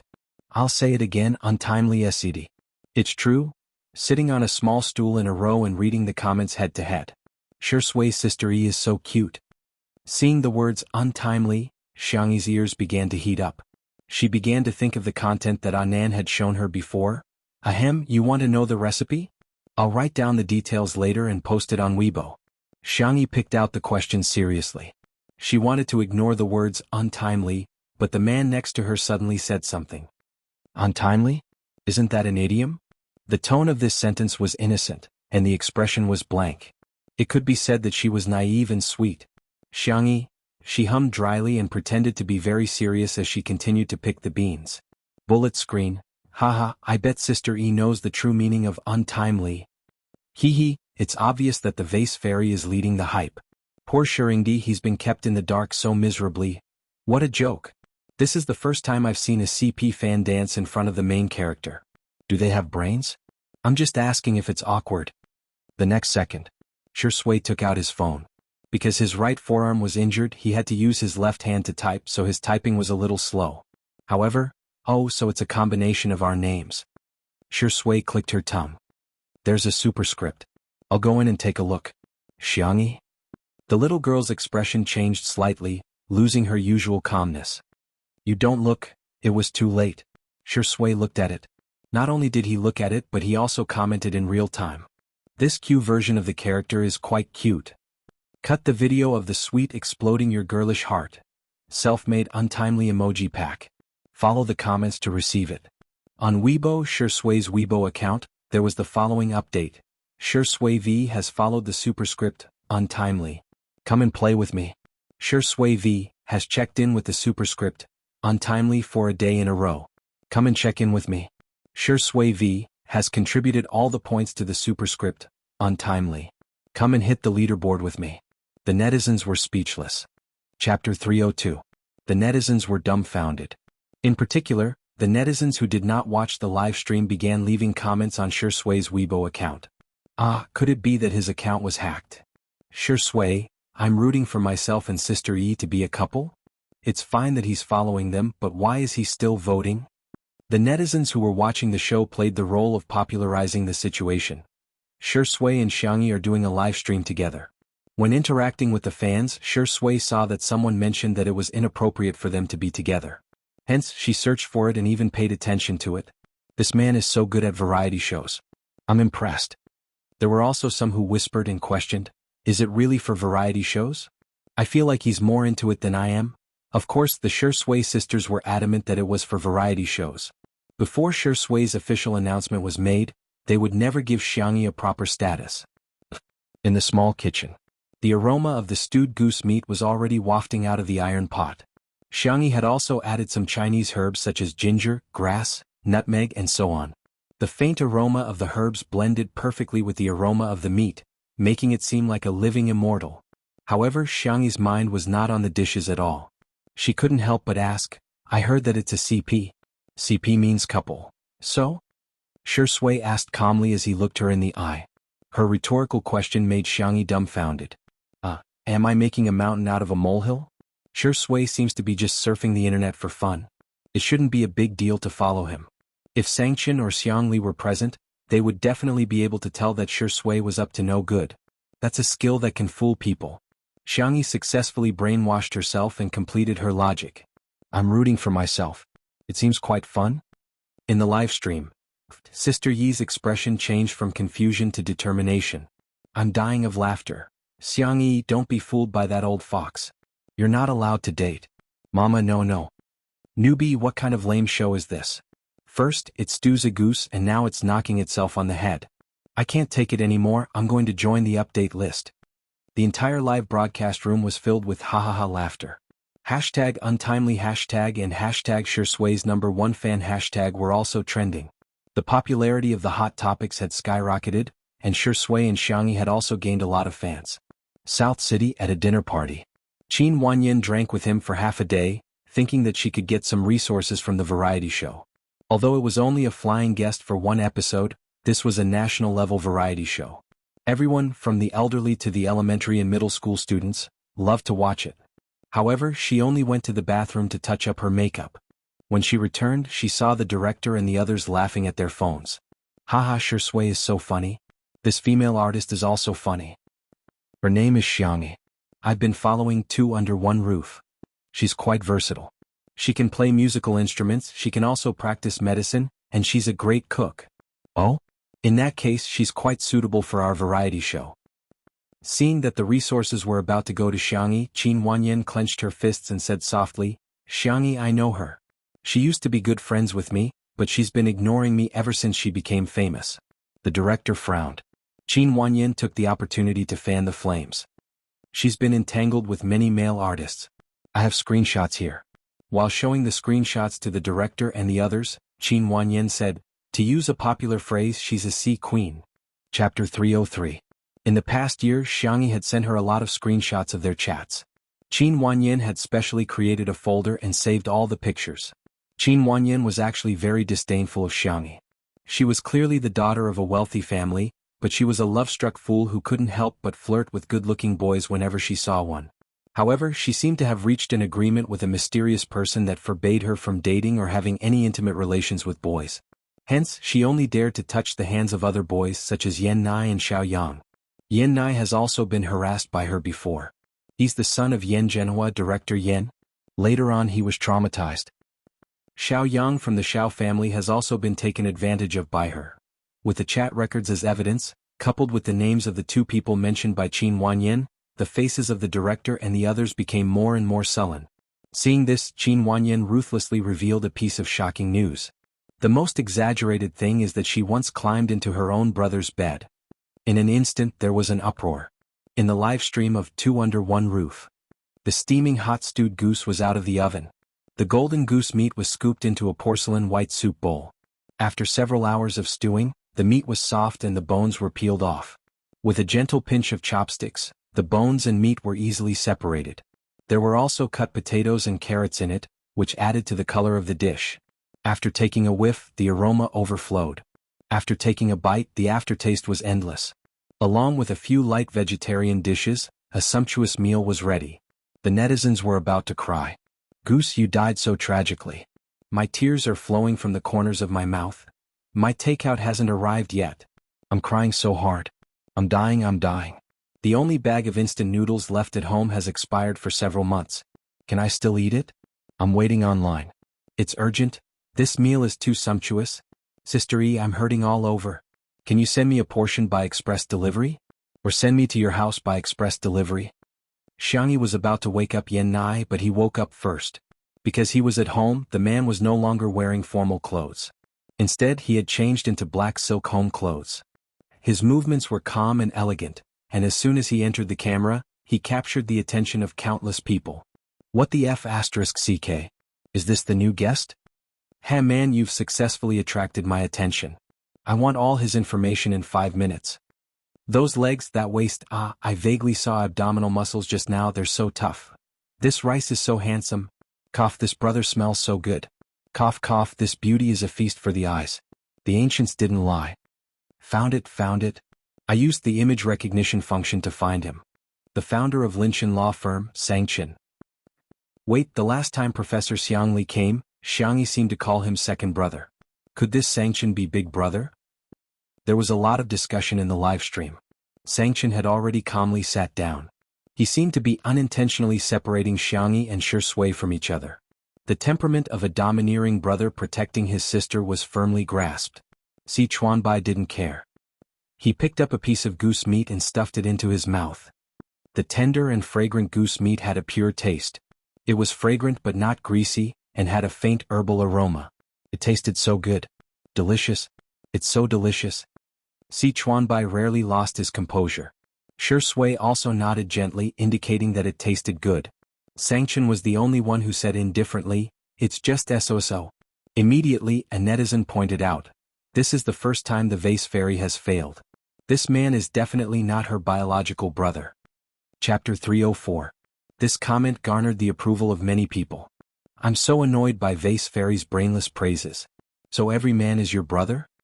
Don't you think Xiang Yi is like a white lotus who had a bunch of brothers when she was in school? Wake up, Sanction is a top financial lawyer in the country who only takes on IPO cases. The truly impressive lawyers don't even have to appear in court to earn tens of millions of yuan in commission. Is Xiang Yi worthy of him? Why does she get all the good things? Most people felt that Sanction was likely to be Xiang Yi's brother, but they couldn't resist the logical analysis of the haters and their confident tone, causing many people to waver. Xiang Yi's brothers included an esports guru, an international fashion designer, a genius medical doctor, and a top financial lawyer. How could it be possible? At the dining table, Xiang Yi tasted the goose meat and frowned slightly. It seems a little out of place with a few spices mixed together, but that's not right. I've mixed them like this before. Si Chuanbai was speechless. Are you serious, Miss Xiang Yi? Are you that strict with your culinary skills? To him, this was already a delicacy that he would only get to eat a few times in his life. God knows how much he wanted his artiste to marry Miss Xiang Yi. Even if he couldn't marry her, he might as well marry into her family. He was willing to be Miss Xiang Yi's manager in the future. As long as he could have such a meal occasionally in the future. Sanction said indifferently, "Mushroom?" Xiang Yi immediately understood. Ah, I see. Shui said thoughtfully, "Is there a conflict between spices?" Si Chuanbai was speechless. He was a top manager, but at this moment he felt like he was the only one in elementary school who didn't know anything. His dumbfounded expression was so hilarious that Li Jinyu shamelessly asked the photographer to take a few more close-up shots of him. However, Li Jinyu was indeed curious. What's going on, Sister Yi? Xiang Yi said, mushrooms are rich in glutamic acid, which is an acidic amino acid. They have a unique taste and can be dissolved in water. This is one of the reasons why mushroom soup is so delicious. However, it conflicts with the seasoning, so the soup tastes a little strange.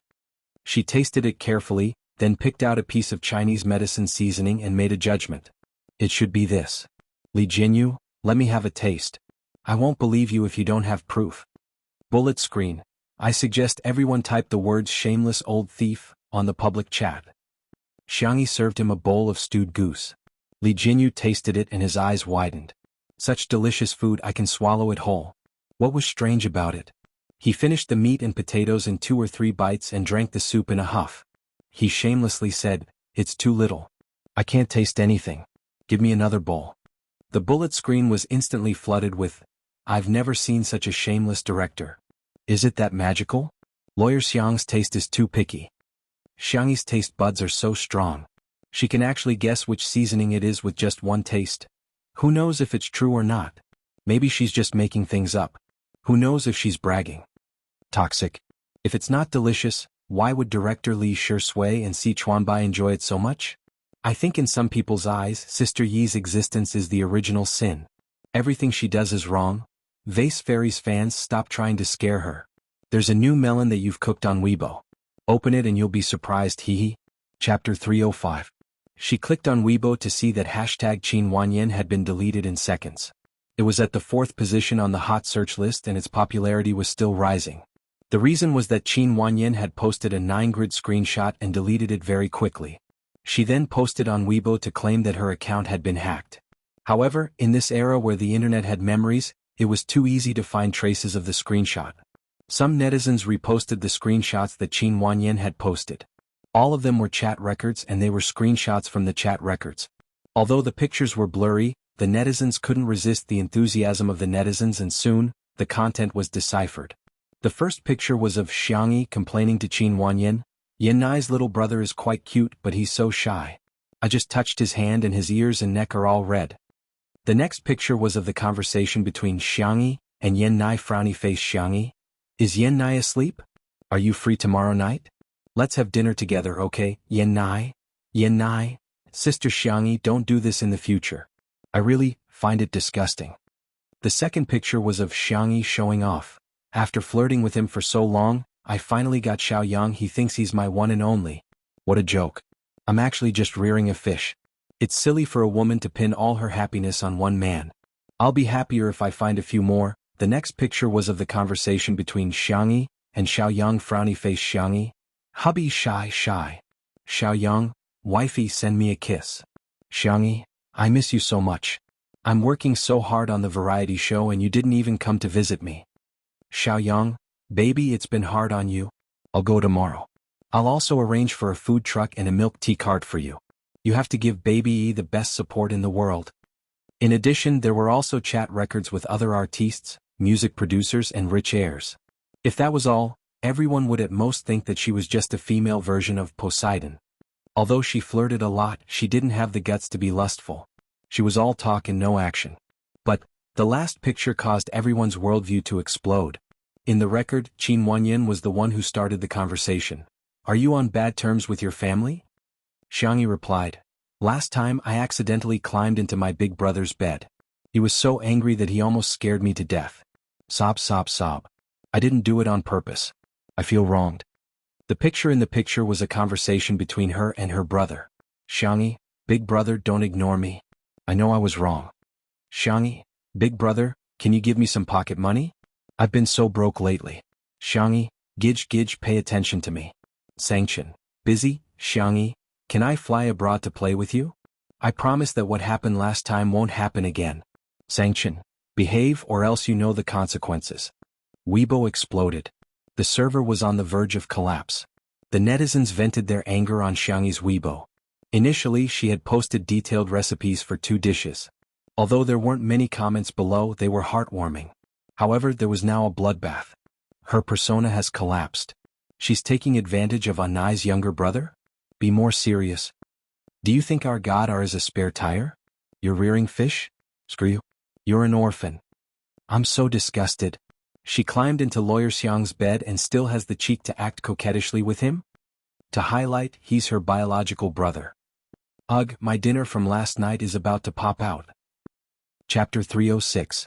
There was an uproar on Weibo, Melon forums, WeChat moments. Tomato Entertainment's public relations department acted as if they didn't exist. They were lying flat and accepting the ridicule as if they had nothing to do with it. Instead, it became a signal that these revelations must be true. Otherwise, why didn't Xiangyi herself or Xiangyi's management company come out to deny it?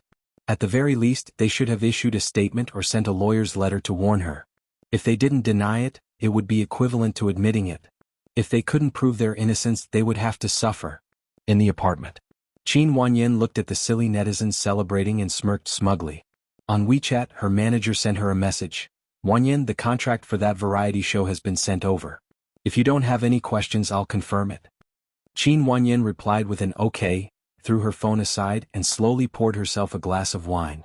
"I really don't understand that stupid woman, Xiangyi. She clearly has so many good cards but she didn't use them in the past year. Now she's messed up her good cards and lost everything. She's even bringing up her brothers again. If I had known this would happen, I wouldn't have done it in the first place." If the appearance of her 3 brothers had helped her increase her popularity, then now Qin Wanyan was like a bomb. Now Big Brother's appearance was like a bomb. She only pulled the fuse a little and it exploded with a bang. No matter what, Xiangyi couldn't afford to be accused of seducing her brothers. Imagining Xiangyi being nailed to the pillar of shame for the rest of her life, Qin Wanyan drank her red wine happily. In the manner. After Li Jianyu saw the news that the staff handed to him, he immediately ordered the live stream to end. The live stream came to an abrupt end, followed by a statement on the official Weibo account of Two Under One Roof, saying that there was a problem with the equipment and that the restoration time was to be determined. The netizens expressed that they didn't buy it. Please clean up Xiangyi's misdeeds. Smile, smile, smile. Haha, I thought this show was meant to help Shui stabilize his popularity, but now it seems that it's just to promote XY. Vase Fairy is definitely the royal of variety shows. She's been supporting her openly and secretly. Even when something happened, she didn't give up. No matter how much the fans protest, she's still focused. This popular variety show will sooner or later be ruined by her. Fortunately, the live stream ended before the situation escalated further. Xiangyi was dumbfounded when she saw the screenshot. She would never have thought that the terrible thing that her uncle was talking about was that the person who had taken over her body had climbed into her big brother's bed. The girl's face was pale. She pushed away the bowl and chopsticks and staggered back to her room. He did not even dare to turn around to look at Sangchen. She was afraid to see the look of disgust in her elder brother's eyes. She was even more afraid that her brother would never forgive her in this lifetime. Sangchen frowned. He stood up and wanted to chase after her, but was stopped by Shui. Get out of my way. Sangchen's tone was cold. Shui said helplessly, Is there no one in your Xiang family who knows how to coax girls? Sangchen snorted. Do I need you to teach me that? Shui, Tsuke, let me guess, how are you going to coax her? Give her a candy? Sangchen had one hand in the pocket of his home clothes, and his fingertips were gently twirling a candy when he suddenly paused. Milk candy? Sure enough, it's a family heirloom. The corners of Shui's mouth twitched slightly. Let me do this kind of thing. He blinked his long eyelashes at Sangchen. Brother, I'm the best at comforting Sister Yi. Chapter 307. Xiang Chen's jawline was taut, and his aura was sharp and cold, with a natural sense of oppression. The innocent Si Chuanbai was a little flustered. He felt that Sangchen could beat up Shui at any time, however in the end, his sister-complex nature prevailed. Xiang Chen closed her eyes and gritted her teeth. If I can't coax you, you'll be dead. Shui replied, Okay. Sangchen was speechless. Xiangyi hugged her knees and sat on the floor. She leaned against the side of the bed and her mind was in a mess. Perhaps second brother's guess was right. She wasn't the real, fast transmigrator. She was just a substitute. In the fast transmigration world, she didn't care if she was mocked, betrayed, framed, or abandoned. Because those were people who had nothing to do with her. Because she didn't care, she didn't care. But now, all her efforts seemed to have turned into a joke. Xiangyi thought that she had a good mentality and could handle life and death situations calmly. But now her mentality had really collapsed. No matter how strong a person was, they had their weaknesses. Xiangyi couldn't accept this reality. Click, the door lock moved slightly. Xiangyi turned a deaf ear to it. She only raised her head slowly when she felt a warm and strong hand on her head. It was Shui. She forced herself to be alert and asked in a soft and hoarse voice, How did you get in? Shui cleared his throat as if he didn't think it was something to be proud of. I was in prison for a few days when I was acting in a movie and learned some lock-picking skills. I see. Xiangyi pursed her lips. She wanted to reply with a smile, but she felt that she couldn't even smile. Shui's eyes flickered. He bent down and sat beside her. One of his long legs was on the ground while the other was slightly bent. As he moved, his ankle bones were exposed and the soft cotton fabric rubbed against his fair skin. You don't have to smile if you don't want to. Do you want a shoulder or a tissue? I recommend the shoulder option because I'm wearing sweat-absorbent clothes today. It should be good for absorbing tears. Do you want to try it, Sister Yi? Xiangyi hesitated for a few seconds before she slowly, gently, and carefully leaned on his shoulder. Although she always said that Shui was a little kid, in her heart, Shui was still the reliable and gentle brother next door whom she had found reliable since they were young. Shui remained silent and accompanied her silently. The room was extremely quiet. After an unknown period of time, Xiangyi said in a low voice, I suddenly miss Mom and Dad. Pursed his thin lips. The parents of Xiangyi and the others had died in an accident, and the cruelest thing was that Xiangyi was the only survivor of that accident. She witnessed her parents' deaths with her own eyes. She also experienced some rumors that shouldn't have existed. Those boring and ugly so-called elders would repeatedly whisper in her ears, "Do you miss your parents? Your brothers will blame you for being a jinx. You've become an unwanted child. You've become an unwanted child." Once little Xiangyi started crying, they would say, "Ah, this child can't be teased. We're just joking. What's there to cry about?" Shi Sui's voice was gentle as he coaxed her patiently. "Uncle and Auntie have become stars in the sky, protecting you. Sanction and the others have never blamed you or been angry with you. Because all of them know that you're the best sister in the world, Xiangyi." Chapter 308. Xiangyi didn't say anything, but her nose was a little sour. Her forehead was pressed against Shi Sui's shoulder, and she could feel the warmth of his body. Shi Sui whispered, "My hearing isn't very good either." Others might not understand, but Xiangyi immediately understood. He repeated what she had said before. The girl's nasal voice was thick. "I won't cry." She probably cried too much when she was young, and now that she was older she couldn't cry anymore. When she was sad, her first reaction was not to cry but to endure. Shi Sui chuckled. "Well, our sister Yi has always been a very strong child." He still remembered the fair and soft Xiangyi, crying and driving away those annoying elders. She looked so fierce when she left. At that time, Xiang Li was holding her, Xiang Feng spat at those people, and Xiang Yu was spitting profanities. As for Sanction, he was even more ruthless. He weighed a brick and stood on the side like a cold-faced king of hell, a proper threat. No matter how the 5 children fought at home, they would always stand together outside. Xiangyi calmed down for a while and her emotions calmed down a little. She belatedly realized that Shi Sui had also seen that her. Quickly transmigrate back, she was on the bed in his room. Shi Sui didn't mention this matter again, and Xiangyi thought that he didn't care. Now that she thought about it, did he find something wrong? We. Xiangyi licked her cherry lips, raised her small face and asked, "That day at the hot spring villa, nothing happened between us, right?" Shi Sui raised his eyebrows, and his dark eyes were unfathomable. "Do you think something should have happened between us?" This involved a blind spot in her knowledge again. Xiangyi was a little embarrassed. "At that time did I defile you?" Shi Sui asked with a half-smile. "Ruin?" Xiangyi was annoyed. It was all Anan's fault for using such a magical word. She had such a deep impression of this word that she blurted it out. Then let me rephrase my question.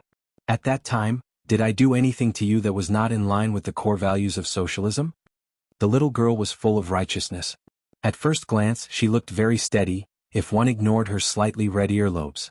Shi Sui pondered for a moment, causing Xiangyi's heart to skip a beat. Then he drawled, "You fell asleep as soon as you entered. That night, the room card was an accident." Xiangyi had wanted to use the room card of another young hunk, but she accidentally entered Shi Sui's room by mistake. The way that Xiangyi looked at him was truly disgusting. However, she immediately fainted. Shi Sui originally thought that she was acting and was about to smoke a cigarette to ask Xiang Feng to come and get her, but she soon woke up. It was the same face, but the look in his eyes was different. Shi Sui knew that she and she were no longer the same person. Hearing this, Xiangyi breathed a sigh of relief. However, looking at Shi Sui's calm attitude, Xiangyi felt that he knew something. Just as she was about to ask, someone knocked on the door. Bang bang bang. Following that was a familiar silly voice. Little Xiangyi opened the door. "I know you're in there. Look at what you've done. Stupid girl, as your uncle, I must teach you a lesson today." It was Xiang Feng who had rushed over after hearing the news. When he saw the trending topic, he almost fainted from anger. Creak, the door opened. Xiang Feng was about to criticize her as an elder, but he suddenly met the girl's red eyes and uneasy and pitiful appearance. "Xiang Feng. Actually, I thought about it. It's not a big deal." Chapter 309. Xiangyi was dumbfounded. "Huh." Xiang Feng said righteously, "Uncle, how can you not believe our little Xiangyi? It's a misunderstanding. It must be a misunderstanding. Okay, don't cry. Uncle will take you to eat your favorite junk food." Xiangyi clenched her little fists. She was ready to be scolded, but she didn't expect such a turn of events. The little girl nodded dizzily. 10 minutes later. Sanction couldn't wait to come out of his room. He wanted to see how Shi Sui had coaxed Xiang Feng. However, Shi Sui was in the living room, but Xiangyi was nowhere to be seen. The bedroom door was open and there was no sign of the girl. Sanction gritted his teeth. "Where's my sister? How did she coax him? Did he coax her away?" Shi Sui, "Brother, before I answer your question, can you take a deep breath first?" Sanction? Shi Sui, "Xiang Feng is here." These 4 words naturally drew hatred. Sangchen's eyebrows twitched violently. He took Sister Yi to eat junk food. Sangchen. Location. Every word seemed to be squeezed out from between his teeth. Shui blinked. Brother, you have to pay for information, Sangchen sneered. I think you're still sleeping. You're not going to tell me? Then I'll beat you until you tell me. Seeing that the man was rolling up his sleeves, Shui said, he also brought iced milk tea and cola for Sister Yi. Sangchen gritted his teeth. Deal. In the parking garage. Although Xiangyi was the only one living in the manor, her brothers all had cars here. There were limited edition sports cars, motorcycles, and Xiangfeng's hover car everywhere. In the most spacious off-road vehicle. Come little Xiangyi, eat this fried chicken while it's hot. And this strawberry cheese smoothie, it's amazing. Do you want an iced cola? Do you want to try drinking from 2 straws at the same time? You'll get double the happiness. Xiang Feng was frantically promoting. He had been busy with work recently. After all, he was also a domineering CEO. It had been a long time since he last visited his little niece. It wasn't easy for her to come here. Of course, she had to bring delicious food for her niece. His original plan was to punish Xiangyi first. Society didn't punish her, but he, her biological uncle, would do it himself, coaxing after hitting. Now he was just skipping the step of beating him up. There was nothing wrong with rounding it up. Xiangyi was like a little hamster nestled in the back seat eating happily. This cheap, thick, and especially rich smell of food additives and essence, it was so delicious. The girl who was calm and collected in front of outsiders let herself loose in front of her little uncle. She drank milk tea and cola, and her little legs fluttered in happiness. Uncle, you're so nice. At this moment, little uncle was the best person in the world. He didn't accept any rebuttals. Xiang Feng looked at her with eyes full of affection. Look at you, you're as thin as a piece of paper. Let me tell you, you should gain at least 5 kilograms. Little girls need to be white and chubby to be cute. Xiangyi's cheeks puffed up. I've already gained several kilograms. Xiang Feng picked through the food bag. This bag is the devil's spicy strips. The last time I ate spicy food I cried. Should I open one for you? The little girl nodded like she was pounding garlic. The next second, the car window was knocked on. Xiangyi held her breath, thinking that there was an anti-peeping film on the car window. He couldn't see her. Xiang Feng was also nervous and accidentally blurted out, there's no one in the car, there's really no one. Xiangyi, who was completely unprepared. Chapter 310. Xiang Feng made up for it. It's just me. Really? Xiangyi, she looked at her little uncle, her eyes full of pain. Her big brother's cold, demonic voice came from outside the car window. I advise the 2 of you not to make any futile resistance. Open the door. Xiang Feng was quick-witted. Actually, I'm in the car next door. Xiangyi, she couldn't bear to look. She really couldn't bear to look. The fried chicken in her hand didn't even taste good anymore. I'll count to 3. If you don't open the door, don't blame me for being rude. Sangchen's voice was as cold as ice. 3. Before he could count, the uncle and nephew immediately opened the door. They didn't even dare to think about resisting, let alone think about it. The rich, oily aroma of food filled the car. Sangchen only felt his temples twitch a few times. He crossed his arms and looked down at the scene from above. Xiangyi had fried chicken in her left hand and spicy strips in her right. It was obvious she was enjoying her meal. Xiang Feng had milk tea in his left hand and cola in his right. It was obvious he was feeding Xiangyi. Sangchen suddenly sneered. Uncle and nephew, tremble. Xiang Feng was still responsible. He trembled as he said, it's not about little Xiangyi. I forced her to eat it. Sangchen, inverting right and wrong. That's a double crime. Xiang Feng's eyes widened. We're both adults. What's wrong with eating some snacks? Sangchen, stubborn. That's a double crime. Xiang Feng was instantly terrified. I was wrong. I really know. I apologize to you on behalf of little Xiangyi and myself. Sangchen, hypocrisy. That's a triple crime. Xiang Feng? So everything I say is wrong? You come down. This sentence was directed at Xiang Feng. Xiangyi shrank behind him and looked at him with pleading eyes. Little uncle, don't go. Xiang Feng's eyes were filled with tears. Little Xiangyi, uncle loves you the most. Don't worry, uncle will never abandon you. We, uncle and nephew, will share riches and tribulations together. Let's share fried chicken and cola. Xiangyi was extremely touched. Her cherry lips opened and closed as if she wanted to say something. In just an instant, Xiang Feng decisively got out of the car from the other side and ran away like a wisp of smoke. The speed at which those legs moved was even faster than that of a rabbit's. If he doubled his speed, he would probably leave behind afterimages.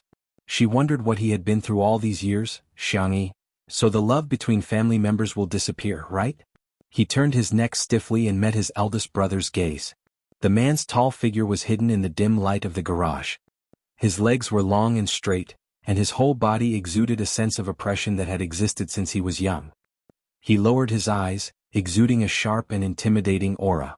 "Little rabbit, continue shaking," Sanction said slowly. "Eat. Why aren't you eating?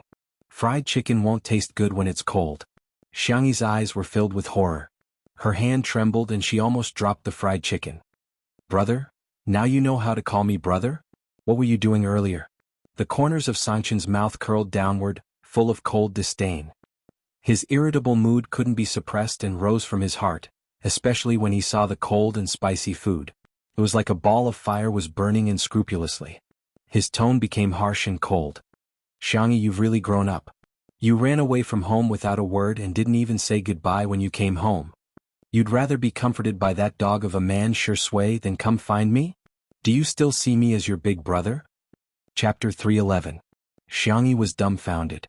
She remained motionless as she held the fried chicken and spicy sticks in her hand. A few seconds later, she gradually came to her senses. Big brother meant, she had a guess but she wasn't sure. Sanction kept a straight face and was about to continue lecturing her when the girl suddenly burped cutely. "Xiangyi, Sanction, indeed, carbonated drinks like cola shouldn't be drunk too much." With the hiccup interrupting, Sanction turned his face and covered his thin lips with his hand.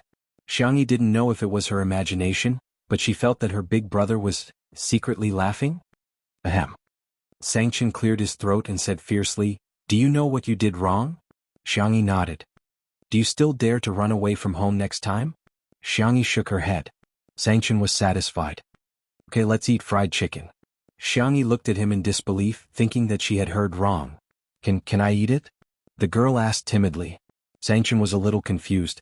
Was he some kind of demon king? Why was she so scared of him every time she saw him?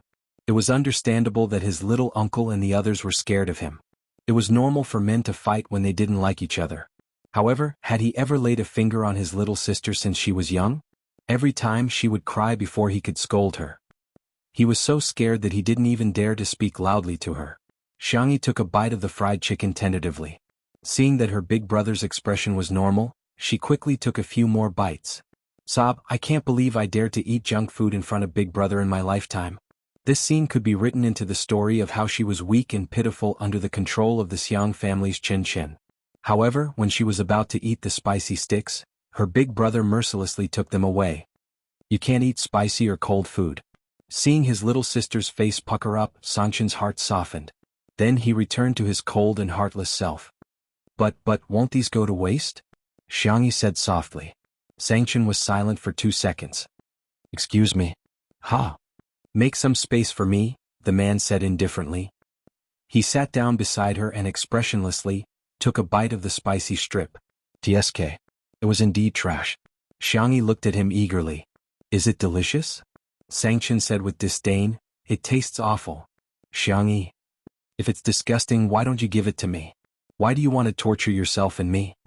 That milk tea, let's drink it at room temperature." "Xiangyi? What soul would there be left in iced milk tea and iced cola if they were placed at room temperature? What are you looking at? Don't look." Sanction felt that his tone was too rigid and serious. He lowered his voice and said, "You're still acting. Don't you know that your period is coming soon?" Xiangyi, ******.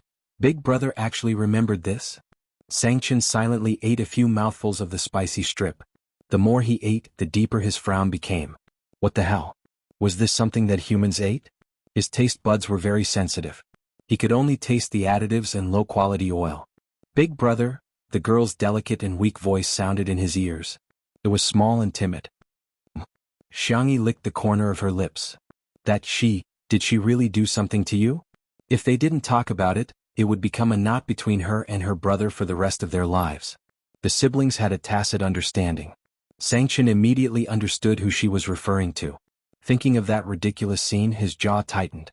His long and narrow eyes outlined an earth-shattering coldness. Do you think I'm stupid? Do you think I can't tell who is my sister? Who is the imposter? Chapter 312. That night, Sangchen saw Xiangyi at the hospital. When he found out that his sister had been in a car accident, he pushed aside all his work and rushed to the hospital immediately. After watching over his sister for a few hours, he was a little sleepy and slept on the guest bed next to her. Later, the imposter woke up and looked at him on the edge of the bed. Sangchen opened his eyes and found that she was looking at him strangely. Sangchen didn't think much of it at first and asked in a low voice, "Are you hungry? Do you want some porridge?" The girl blinked and said in a sweet voice, "Brother, you're so nice." Sangchen immediately sensed that something was wrong. "Brother, I want you to sleep with me for a while." The girl climbed onto the bed nimbly and snuggled into the man's arms. She raised her hand and slid it to his sleeve, rubbing it ambiguously. That person was using the face of his closest sister, but she was saying the most disgusting words. Sangchen grabbed her neck. His body was covered in frost and the coldness could crush everything. He was domineering and domineering. "Where did you take my sister?" The imposter's eyes widened in horror. He tightened his grip, and the imposter's face turned red. She felt suffocated, at the last moment. Rationality returned. Sangchen retracted his hand, his chest heaving violently. "I'll ask again. Where is my sister?" The imposter realized that he wouldn't really do anything to her, so she pretended to be deaf and mute and refused to answer. Later, Sangchen took her to see the best psychiatrist abroad. He, who was a firm believer in materialism, even turned to theology for help. There was no progress until a Taoist priest, who had gone into seclusion for a long time, accepted a favor from Grandpa Xiang and personally came to a conclusion. External evil had entered her body. The common saying was that she had been possessed by something unclean. Sangchen smoked for most of the night before he accepted this reality.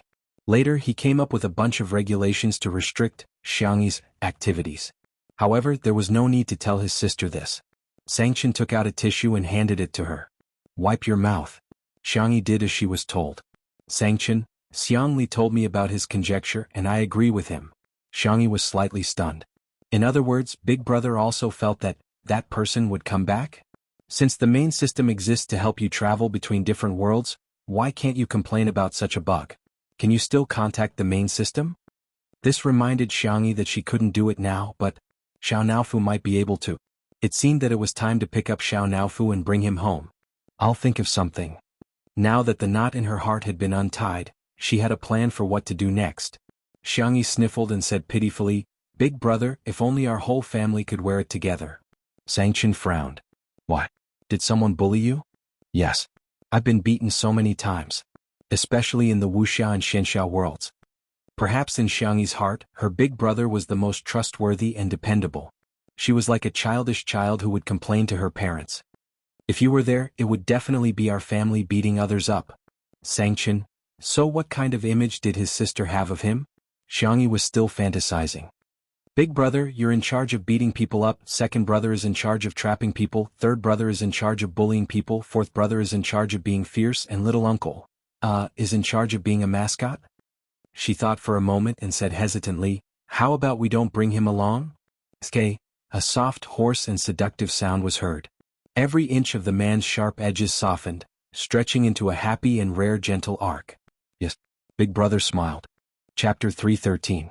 Xiangyi's courage grew a little. She was so nervous that her toes curled up. She asked tentatively, "Then can I have a sip of milk tea?" "Just one sip really?" Sangchen raised his eyebrows. He pulled out a wet towel and patiently wiped his slender fingers clean. Just as Xiangyi was feeling disheartened, she heard two words that were like the sound of nature. "Drink it." "Xiangyi!" Exclamation point. She happily picked up the milk tea and took a big sip with her cheeks puffed up. Sangchen watched as she drank a third of the milk tea. She really took a sip. Sangchen. Sensing her brother's gaze, Xiangyi put down the milk tea reservedly and gulped it down. She burped because she was too full. However, a bright smile bloomed on her face. From today onwards, she was the fiercest child in the Xiang family. Not only did she eat fried chicken in front of her brother, but she also drank milk tea in front of him. Sangchen looked at her sweet smile and swallowed the scolding that was about to come out of his mouth. Forget it, forget it. If she was naughty, then so be it. After all, his little sister needed to be pampered. Of course, he still needed to teach his little uncle a lesson. Sangchen thought of business and said calmly, "Don't worry about the rumors on Weibo. I'll take care of them." Xiangyi looked at him blankly. You didn't look at Weibo? No. She didn't look at it after posting the recipe. Sanction patted her head. It's good that you didn't look at it. It should be back to normal tomorrow. He would never allow his little sister to take the blame for an imposter. Xiangyi protested in a low voice. Brother, that's not how you pat someone's head. Sanction narrowed his eyes. If you pat my head so hard I'll go bald? Sanction stared at her for a few seconds and sneered. So other than me, who else touched your head? Shui? Xiangyi's smile gradually disappeared. When she came back to her senses, she imitated her uncle's actions and jumped out of the car from the other side. She ran forward barefooted, almost tripping over Xiang Feng's shoes as she ran. Sanction. He wanted to maintain his expressionless face, but he couldn't hold it in and his thin lips curled up slightly. TSK silly rabbit. Just as the public opinion was gradually fermenting and the entire internet was denouncing Xiangyi, a Weibo post from a well-known relationship blogger completely brought the matter of Xiangyi climbing into her brother's bed to a climax. Qin He Xing Xing V. As a girl, the first thing you have to learn is self-respect, self-cleanliness and self-love. If you can't even do these things, how could other people respect and cherish you? Forgive me for being blunt, but the female celebrity who caused such an uproar today ignored ethics and crossed the bottom line of human nature. Such behavior is really shameful. Celebrities in the entertainment industry are public figures. Any bad behavior will be magnified and have a great impact on society. Think about it, if someone imitates the female celebrity's behavior, has a messy private life, and even acts inappropriately to her brother, uncle and father, how much social unrest will that cause? Entertainment is paramount, but entertainment should also have a bottom line. I strongly recommend that artists with such bad behavior be banned. Keep the entertainment industry clean. This blogger often made sharp comments on social issues and had many fans. Once this Weibo post was posted, it was regarded as the Bible and truth by netizens, becoming the best weapon to attack Xiangyi. However, at 8 o'clock in the evening, Linchin Law Office's official Weibo post was cold and concise. Linchin Law Office, regarding Miss Xiangyi's statement is as follows. Chapter 314. Apart from that, there were no other unnecessary words. There was only a lawyer's letter with an official seal. In the lawyer's letter, there was only one person and one incident. Qin Wanyan was spreading rumors. Any of the following circumstances shall be deemed as fabricating facts to slander others as stipulated in the first paragraph of Article 246 of the Criminal Law. 1. Fabricating facts to damage another person's reputation and spreading them on the internet, or organizing or instructing people. This lawyer's letter could be said to be a precise strike. The netizens were stunned. How did it become a rumor? Wasn't spreading rumors something that only marketing accounts would do? Qin Wanyan was a celebrity. How could a celebrity spread rumors? Qin Wanyan was also dumbfounded. Her manager called to reprimand her. Can you be any more stupid? Even if you want to post it, you should find a marketing account and do it yourself. Aren't you asking for trouble? Don't you know that Big Brother Xiangyi is the top lawyer in the country? Qin Wanyan was speechless. Marketing accounts were not as influential as celebrities. She could only achieve the best results if she posted and deleted it instantly. Also, Xiangyi said that her brother hated her to the core. He wouldn't even talk to her, let alone stand up for her. But now why did sanction appear? He even gave her a lawyer's letter as a warning. Qin Wanyan cursed in her heart. Didn't she just post something on Weibo? Did it have to escalate to the level of the law? I'll handle it properly. Don't worry. With that, Qin Wanyan hung up the phone. After pondering for a while, she wrote a Weibo post and posted it. Qin Wanyan V. I'm very sorry for what happened. I didn't expect my phone information to be leaked. I also didn't expect that someone would hack my account and post my chat with Xiangyi. She and I used to be good friends. Even though we're drifting apart, I still send her my blessings. After the incident, I tried to contact her to apologize, but she didn't respond to me. As for spreading rumors, it wasn't my intention and it wasn't my doing. The law is fair, but some people choose to use the law to defend justice, while others choose to use the law to protect their own interests. Forget it, there's nothing to say. I can apologize for my mistake, but... Xiangyi, can you reply to me on WeChat? The attached picture was a chat between her and Xiangyi. She had been asking about Xiangyi's well-being the whole time, and after the instant deletion incident, she had indeed apologized in a sincere tone. However, Xiangyi didn't reply from beginning to end. Just as Qin Wanyan expected, the influence of an artist was much greater than any marketing account. The onlookers rushed over and were instantly brainwashed by her White Lotus tricks. Look, Qin Wanyan is so pitiful. Immortal Qin is so pitiful. Not only did her account get hacked, but the vase fairy still hasn't replied to her message. How shameless.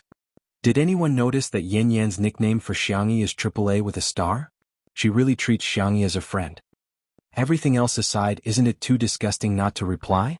It's fine if she doesn't come back for a day or two, but she hasn't come back for many days. What's the meaning of this? Does she really think that she's an A-list celebrity after gaining some popularity from participating in a lousy variety show? Qin Wanyan's fans cursed and scolded her one after another. Unexpectedly, a few minutes later someone posted a picture. Qin Wanyan's IP address on Weibo had never changed. In other words, her account wasn't hacked at all. In an instant there was an uproar on the internet. Chapter 315. What kind of face slapping was this? One moment she posted on Weibo, the next she exposed her IP address. It was as if she was waiting for her prey. Qin Wanyan, who saw that Weibo post, was completely dumbfounded. Am I being targeted? Why are they so vicious? How dare they embarrass me in front of so many netizens? Her manager was the one who was fuming mad. Ever since she started working with Qin Wanyan, her manager had realized that she was a troublemaker. Fortunately, her methods were very effective, and she was able to get the best resources every time. For example, she wasn't very popular at first, but she and Xiangyi had been hyped up a few times.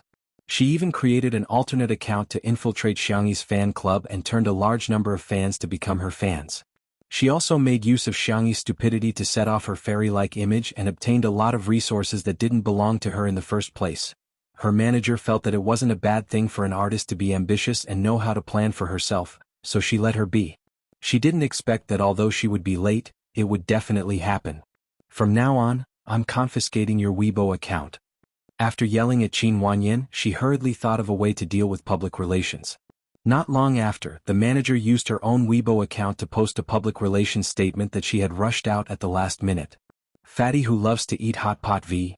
Public opinion can melt gold. Rumors are the greatest harm to artists. Those who know Qin Wanyan will naturally understand what kind of person she is. I hope everyone won't believe the rumors, spread them, or create them. Our team will use the law as a weapon to protect our precious artist and uphold justice. Thank you, everyone. Those with a discerning eye could tell that the post was sent to the fans. Sure enough, the fans said, "Of course we believe in our goddess Qin." However, the passers-by couldn't help but mock her. I'm laughing. Others use the law for their own personal gain, but you use the law to uphold justice? Ha ha, this is a huge double standard. You're making it sound so dignified. Why don't you send a lawyer's letter? Learn from Vase Fairy's efficiency. Do you really think lawyers are that efficient in real life? Don't compare yourself to Linshan Law Firm, that's the ceiling of the industry. Lawyer Sanction's cases can be found online. He's really a big shot. I suggest that all law students, of course, you can memorize the entire text. The wind immediately changed direction. Some people began to doubt the authenticity of Qin Wanyan's screenshots, but even more people had preconceived notions. It's just a dogfight. Qin Wanyan is a White Lotus and the Vase Fairy isn't anything good either. Come on, flirting with men and climbing into their beds were all exposed by the Xiang actress herself. It's not like someone put a knife to her neck and said it. Stop washing. There was no way to wash it clean. Don't think that you can distort the truth just because you're powerful. The internet has memories. Is it that awesome to have a lawyer as a brother? Just wait and see, the Vase Fairy's family will never respond again. After all, this is considered a scandal of a wealthy family. Who in high society would be so shameless? The next second, someone exclaimed, "Holy sh**t. Xiangyi's big brother seemed to have personally responded. Search for Big Brother Tutu and you'll see." That night, countless netizens discovered Sanction's Weibo account. Tutu's Big Brother v. All the incidents are complications of amnesia. Our little bunny lost her memory after a car accident 376 days ago. Attached are the hospital records and the diagnosis of the psychiatrist and psychiatrist, as well as a comparison video of her before and after she lost her memory. Chapter 316. Netizens, huh? Amnesia? Nowadays, everyone received a large number of pieces of information every day. Weibo's trending topics changed many times a day. Sometimes, netizens would even forget what they had seen. However, there were still those with good memories. They quickly explained to everyone that Dr. Xiangli once said that Xiangyi had amnesia for a year. Everyone came to a sudden realization. So, all the clues had been linked together? They clicked on the pictures. Sangshan's pictures were just like him, logical, cold, and concise. Medical records, diagnoses, and screenshots of the hospital or the psychological clinic. Some were in Chinese, some were in foreign languages, and some were in electronic files. Every picture was taken with the time, which couldn't be faked. These could be said to be irrefutable evidence. Seeing these pictures, many netizens realized that they had been played like monkeys and even used as a tool. Some impulsive ones had already rushed to Qin Wanyan's Weibo to start Zhuan mode. There were also some who clicked on the second Weibo post, which was the surveillance video that Sangshan had posted. At the beginning of the video there was a warm scene. It looked like a family dinner. The eldest brother was Sangshan, the second brother Xiangli, the third brother Xiangqi, the fourth brother Xiangyu, and a simple-looking man who didn't look very smart. The whole family was good-looking. Xiangyi in the video had slightly rounder cheeks than she was now. She was wearing a lovely cotton dress, and her hair was draped over her shoulders. She smiled very gently. "Little Xiangyi, happy birthday. This is a gift from your uncle." The simple-looking man was the first to take out a gift box. "This is a lifetime VIP card for your favorite ice cream brand." In the next second, all four brothers looked at him with murderous gazes. Sangshan snorted coldly. Seeing that it was his sister's birthday, he didn't argue with him. The second to present a gift was Xiangyu. Sister, this is a game console I'm giving you. It's a limited edition. We can play games together in the future." Then came Xiangqi, who said in a disdainful tone, "Your dress is too old-fashioned. Here, wear the new dress I made for you. I've embroidered many little flowers for you." Then it was Xiangli's turn. The man pushed his glasses and said gently, "Recently, I wrote a new artificial intelligence program. It's quite useful for checking recipes and matching nutritional information. I installed it in this stereo." The last one was Sangshan. The man's face was cold and his eyes were sharp. He threw a folded piece of white paper over in a domineering manner. "Write whatever you want." The others? How could this be? "Xiangqinshin, you're cheating." However, when faced with Sangshan's frosty gaze, no one dared to say anything. All right, it's time to blow out the candles. Little Xiangyi, quickly make a wish." Xiangyi blinked and clasped her hands together. "I hope that our family can still be together next year." The video went black as it switched to the second half of the video. It was the conversation between Xiangyi and her brothers after she lost her memories. "You're my brother? You're my brother too? Then shouldn't you guys give me some pocket money? I just saw a bracelet studded with diamonds. It's so shiny and beautiful." It was clearly the same face, but from her demeanor to her tone, even her body movements were different. The comments section immediately turned into a huddle. "F***ck, I'm shivering. It feels like a supernatural event. Don't talk about acting. If the Vase Fairy had such acting skills, she would have won the Best Actress award long ago. Oh my god, I thought of a possibility. Maybe it's not amnesia. She's just been possessed by a weasel." Chapter 317. In just a few minutes, the weasel comment was liked and pushed to the top of the list. "Delete it, let me send a dog head. How can you say that? Have you forgotten that you don't need to become a spirit after the founding of the country? F***ck, I'm going to laugh myself to death in the comment section sooner or later. You guys can call her a fox spirit or a lotus spirit, but what the hell is a weasel spirit?" It had to be said that Sangshan was too fast, accurate, and ruthless. First, a lawyer's letter was sent to solve the source of the rumors, then evidence was sent to clarify the truth of the rumors. With the video as evidence, 99% of the netizens believed that Xiangyi had lost her memory. No one would believe him if he said that he had transmigrated quickly, but the complications of amnesia made sense in medical science. In a sense, it was not a problem to interpret the imposter as a disease. The public opinion had reversed. Memory loss is really uncontrollable. To be honest, if this happened to a male celebrity, would everyone still be so agitated? A scumbag man could be forgiven, but a scumbag woman had to be nailed to the pillar of shame? Don't argue. If you argue, you are right. I want to check. The complications of amnesia are quite scary. Some people have a drastic change in temperament, some have multiple personalities, and some have suddenly become top students. I can only say that the world is full of strange things. Most people felt that even if Xiangyi did something after losing her memory, she would only hurt her own family. His family didn't say anything, so why should a group of outsiders worry about it? Let's scold Qin Wanyan first. In no time at all, Qin Wanyan's Weibo received more than 100,000 comments. This was the highest number of comments she'd ever received. Annual White Lotus Award winner, Qin Wanyan? Is it fun to treat us like idiots? Shameless. What kind of good sister are you? Do you feel good stabbing people? Qin Wanyan's manager knew how to operate the fandom very well. From time to time she would abuse her fans. She also implemented strict management of her fans. Not only was her fighting power amazing, but she was also extremely loyal. The fans were not convinced. They grabbed onto Xiangyi's remaining flaws and scolded. Then no matter what our immortal Qin did wrong, Xiangyi should have replied to the message. Then, everyone realized that Shi Sui had updated her status. Shi Sui v. Sister Yi's account was registered a year after she lost her memory. She hasn't used it since she recovered. Qin Wanyan's fans were speechless. It wasn't that he didn't want to reply, but that he didn't even use this account. If they were really good friends, how could Qin Wanyan not know about this? If she knew about it and still sent messages to the air every day, wouldn't she be a self-directed actor? The enraged netizens posted tens of thousands of comments, and even killed Qin Wanyan's account. Her fans were as quiet as chickens, and not many people responded to the big fans' calls for a fight. While the netizens were venting their frustrations on Qin Wanyan's Weibo, there were two groups of people who were very unique. This wave was made up of Xiangyi's new sister-in-law fans. They were mainly gathered under Sangchen's Weibo post about the family gathering. Sorry, I've already registered my marriage with my husband Tutu. Bah. My child with Chen is already 3 years old. I announced that I'm now Xiangyi's sister-in-law fan. I'm a big sister-in-law, second sister-in-law, third sister-in-law, and fourth sister-in-law.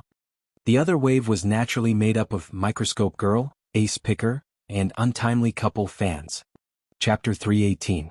These fans naturally gathered under Shi Sui's Weibo account.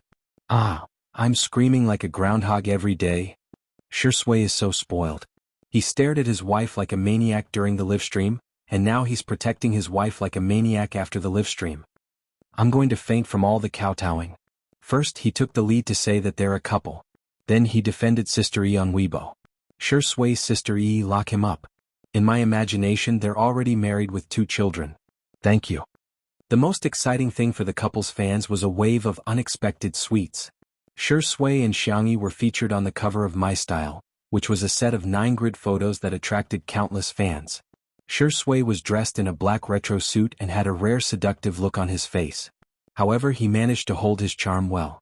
The solo photos included the scene of him biting a petal, the elegant and noble moment when he cut the steak, and the extremely invasive close-up of his gaze under the candlelight. The Shi Sui sisters were at the forefront. Shi Sui is so handsome that he's like a shark. This man is so good at taking photos. He's the most demonic vampire in history. I'm at the scene. I'm that petal. Shi Sui's kiss is so domineering. I'm so shy. Xiangyi was dressed in a gorgeous cream yellow dress. Her makeup was clear and her eyes were clean. She looked exactly like the princess on the run that was trending on the internet recently. The solo photos included a close-up of her smile, a moment of her holding the hem of her dress while strolling in the forest, and a fairy tale-like scene of a deer kissing her fingertips. Xiangyi's fans immediately came forward to report. Wow, Sister Yi is such a peerless fairy. Yi, mommy loves you. You look so obedient when you're feeding the deer. Mommy forbids you from showing your collarbone. Cover it up. Your old mother is so worried. However, the most popular photo was the cover of the couple. The first photo was of the noble-like vampire and the innocent the little princess looking at each other for the first time in the forest. In the second photo the scene was changed to the castle. Shi Sui was holding the back of Xiangyi's head and was about to kiss her. The third picture was a reflection in the mirror. His slender and well-defined large hand was intertwined with her slender and milky white hand, and their fingers were tightly intertwined. The comments section exploded. Not only were the fans stunned, even the passers-by were stunned. I don't care. Wedding photos. This is the wedding photo. Mom, I'm serious. Untimely super. Level. Sweet. Why are you holding hands? Do you think I'm lacking in traffic? Give me a kiss. Shurindi, can you do it? If you can't, let me do it. Seeing that this Weibo post was extremely popular, it didn't take long for the official Weibo account to release a video. It was edited with behind-the-scenes footage from the shooting. With the addition of filters, the colors were retro and classy. Sophia's aesthetic was enough to make people slap the table in praise. As for the music, he chose a piano and violin ensemble. The video had a complete plot, from the vampire and the little princess's first encounter to their passionate love, to their sinking into darkness. At first, the music was a soothing and melodious melody, but then it turned into a passionate tango. Slowly, it turned lingering and affectionate, and then it turned gloomy. With the addition of filters and music, the plot was so torturous that it made people's hearts clench.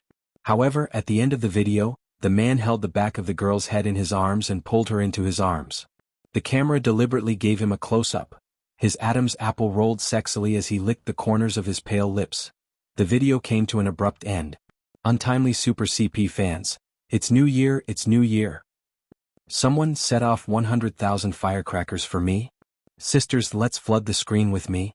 He did it, Sure Sway finally did it. Chapter 319. It had to be said that the chemistry between Sure Sway and Jianghu was too strong. Even if they weren't fans of the couple, they would definitely buy this issue's cover. There were even fashion bloggers who praised this set of 9 palaces to the sky. Hades's designs never disappoint. The precise tailoring and flowing folds give this escaped princess dress a new definition. The details are full of charm. I believe that not only the deer in the woods, but every woman will be deeply mesmerized by it. Sure Sway's 3-piece black suit was designed by the designer George in the 90s. It's a true out-of-print vintage ready-to-wear suit. After the makeover, it looks more gentlemanly and elegant. It's a seamless fusion of classic and modern fashion. Sure Sway is indeed a famous clothes hanger. He has his own unique charm. My style is as brilliant as ever. Miss Sophia has shown us her excellent American businesswoman skills. She has changed the overly sweet style of the traditional 2-person magazine cover into a dark retro style that returns to the magnificence and extravagance of the medieval aristocratic style. The interpretation of the two models doesn't make the film appear superficial. Instead, it brings about a sweet and sadistic story. Seeing that the popularity and reputation of the magazine had skyrocketed, the headquarters of the magazine immediately decided to print more copies of this issue. As for the part where the little princess flirted with the vampire, it was used as the final trump card. In the manner. After some discussion, the live stream was restarted. Considering that the clarification on Weibo might not be seen by every netizen, Jianghu felt that it would be better to use a live stream to clarify the matter a second time. In addition, in order to ease public opinion, he first released a topic that was enough to arouse everyone's emotions. Dear viewers, this Friday at 9 o'clock in the evening, the edited version of Two Under One Roof will premiere on all major video websites. I hope that everyone can give us some face. When the time comes, click on it and leave a comment. Our production team will kneel down and thank you. Jianghu spoke in a cadence as if he was performing a crosstalk. Because he was easily frightened, he had also gained a lot of daddy fans since the start of the live stream. In an instant. Son, the ground is cold. 2 hours of kneeling should be enough. Daddy wants to see a slideshow, can you arrange it quickly? Watching other shows, the director treats me like an audience member. Watching Two Under One Roof, I treat the director like a trash. There's only one word to describe it, awesome. Ha ha, popped up on the bullet screen. The atmosphere was very harmonious. However, when the camera panned to Jianghu, it was inevitable that there would be some scolding. These people were a step too slow and didn't see Lin Shen Law Firm and Sangchen's 2 Weibo posts. They were still mocking him in a sarcastic manner. No one would dare to refute that the vase fairy is a dumb artist, right? Haha, I've never seen a celebrity who's trending every day and doesn't have many fans protecting her. Not only do they have no fans, but their agency is also dead. This couple's fans are still bragging about how they're well matched in terms of social status. Is there anyone who doesn't know that the vase fairy signed an overbearing contract with the company? The company will take 90% of the profits, and the remaining 10% will be called personal income tax. The worst part is that you have to pay 100 million yuan for terminating the contract, hee. Xiang Feng was originally watching the live stream with his headphones on and wasn't in the frame. However, as soon as he saw the foul language posted by the netizens, he immediately retorted. After a few words, Xiang Feng received a notification, frowny face, your account has been banned. Xiang Feng. Chapter 320. I, the domineering CEO, the owner of the Xingchen app, have been banned again? What kind of stupid review is this? Stupid restriction. Stupid programmer. Deduct their salaries. Deduct their salaries. Xiang Feng was infuriated when he heard his little niece's soft and gentle voice. "Uncle, do you drink milk tea?" Xiang Feng was speechless. "Rubbish livestream, I'm not watching it anymore. Happy drink, here I come." After Xiangyi adjusted her mood, she began to prepare the milk tea. The Xiang family had a sweet taste, especially her uncle, who loved sweets the most. Xiangyi had prepared all kinds of ingredients in advance. After the live stream began, she simply boiled the milk tea in a small pot and explained the process while cooking. Shi Sui and Sangchen remained silent most of the time, occasionally speaking up to support her. The girl's tone was gentle and her movements were also unhurried, which was pleasing to the eye. First, she boiled the black tea until it was bright orange-red. Then she poured it into a container prepared by the side and filtered the tea leaves. Then she boiled the milk until it was warm and melted a few pieces of rock sugar. Xiangyi stirred and said, "My brother and Shi Sui don't like things that are too sweet, so the milk tea I made isn't very sweet. The ingredients are a bit sweeter, so if you want to have a sweet taste, you can add more ingredients." In Two Under One Roof, Xiangyi's presence was actually very insignificant apart from her cooking. She always seemed aloof from worldly affairs. She wouldn't steal the limelight, nor would she compete with the guests for anything. However, such a personality was both good and bad. Without a presence, it often gave people the impression that she was easy to bully. This was also one of the reasons why so many anti-fans were unscrupulously criticizing her. Many netizens suddenly realized that Xiangyi seemed to have spoken the most tonight while cooking the milk tea. This also allowed more people to recognize her. Just listening to her speak made them feel inexplicably healed. Li Jinyu promptly cued her. "Sister E, some viewers are asking if you bought the ingredients or made them yourself." Xiangyi raised her hand and pointed at the ingredients section. She had prepared a sumptuous meal including pudding, taro balls, mashed taro, roasted immortal grass, red beans, oats, purple rice. Of course, there was also the soul of milk tea, pearls. "I just did it casually. The method is actually very simple. Take pearls for example. Boil brown sugar in water, pour it into tapioca starch, and stir it into a ball like kneading dough. Then roll it into a small ball and cook it slowly. The method of making taro balls is to steam sweet potatoes until they are cooked, press them into a paste, and then add an appropriate amount of sweet potato powder." The netizens in the live stream, "I've already recorded it. I want to cook it too. My brain can learn as soon as it's learned, my hands can't do as soon as it's done. Boo-hoo, Xiangyi is actually so gentle. I like listening to her speak so much, it's so comfortable. Pretty sister, please turn on your mic more in the future. I like it even if you tell me the recipe." Li Jinyu sighed with emotion as he watched Xiangyi introduce the milk tea snacks to the audience, and the audience's favorable impression of her increased. Live streaming was a double-edged sword. Some people gained countless fans after live streaming, while others lost their fans after live streaming. Perhaps he had been wrong all along. He had thought that Xiangyi would be low-key so as not to attract hate. But now, it seemed that letting her express herself naturally was far better than any other method to attract fans. Ding dong, the electric cooker's timer sounded.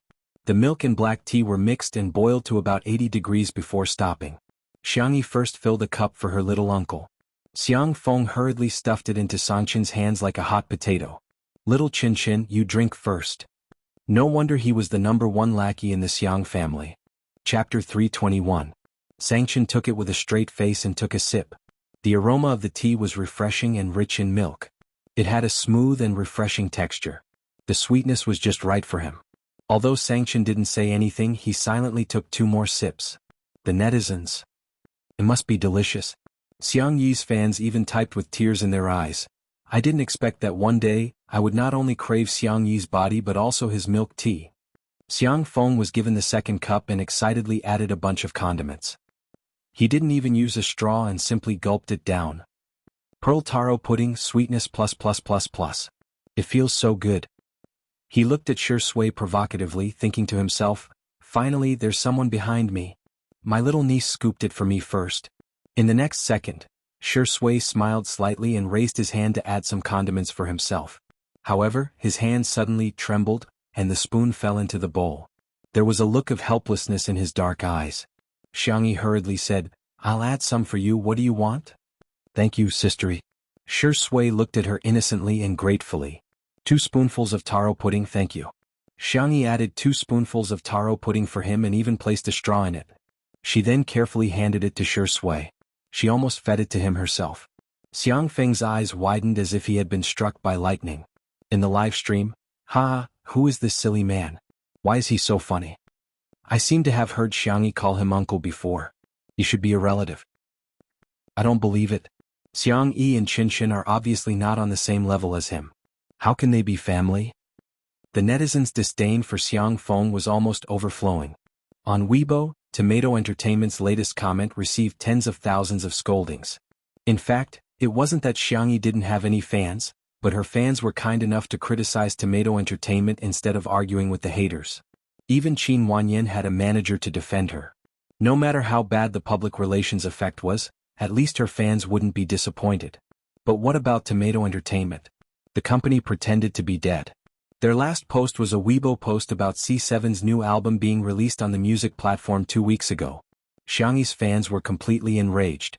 "Trash company, all you know is to make money?" Daily question: did Tomato Entertainment go bankrupt today? What kind of agency are you? Is the PR department dead? Just as the scolding reached its peak, Xiangyi's manager, Anan, suddenly posted on Weibo. "Little Anan V, everyone stop scolding. The dog company is going to be a human soon." When the fans saw that he was still standing by the company, they were furious. "I think you don't want to be a human anymore? As Xiangyi's manager, what have you done?" The next second, Tomato Entertainment's official Weibo account, which had been dead for a long time, finally came back to life. "Tomato Entertainment V, 10 minutes ago, our company and Xingchen Entertainment have completed all the procedures. Now the company's business and artists are all under Xingchen Entertainment. Our company will be starting a business restructuring today. The legal person of the new company is Xiangyi V. Hello, President Yi, please take care of us in the future."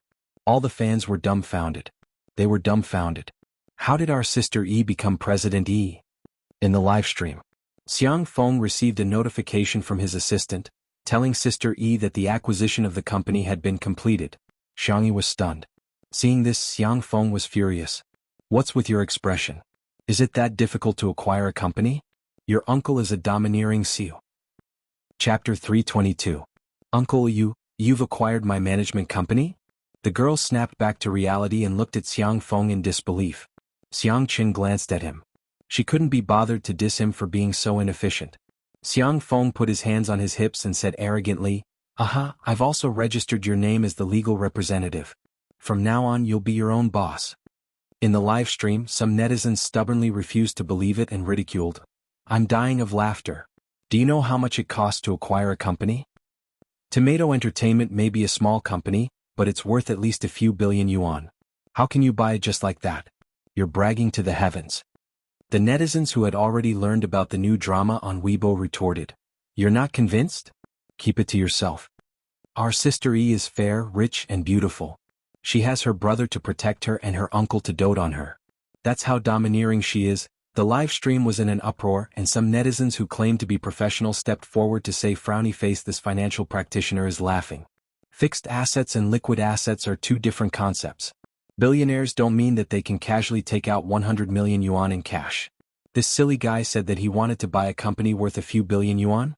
Does he mean that he has at least billions or even tens of billions of yuan in assets?" This comment garnered the approval of many people. Exactly how can such a silly guy be a domineering CEO?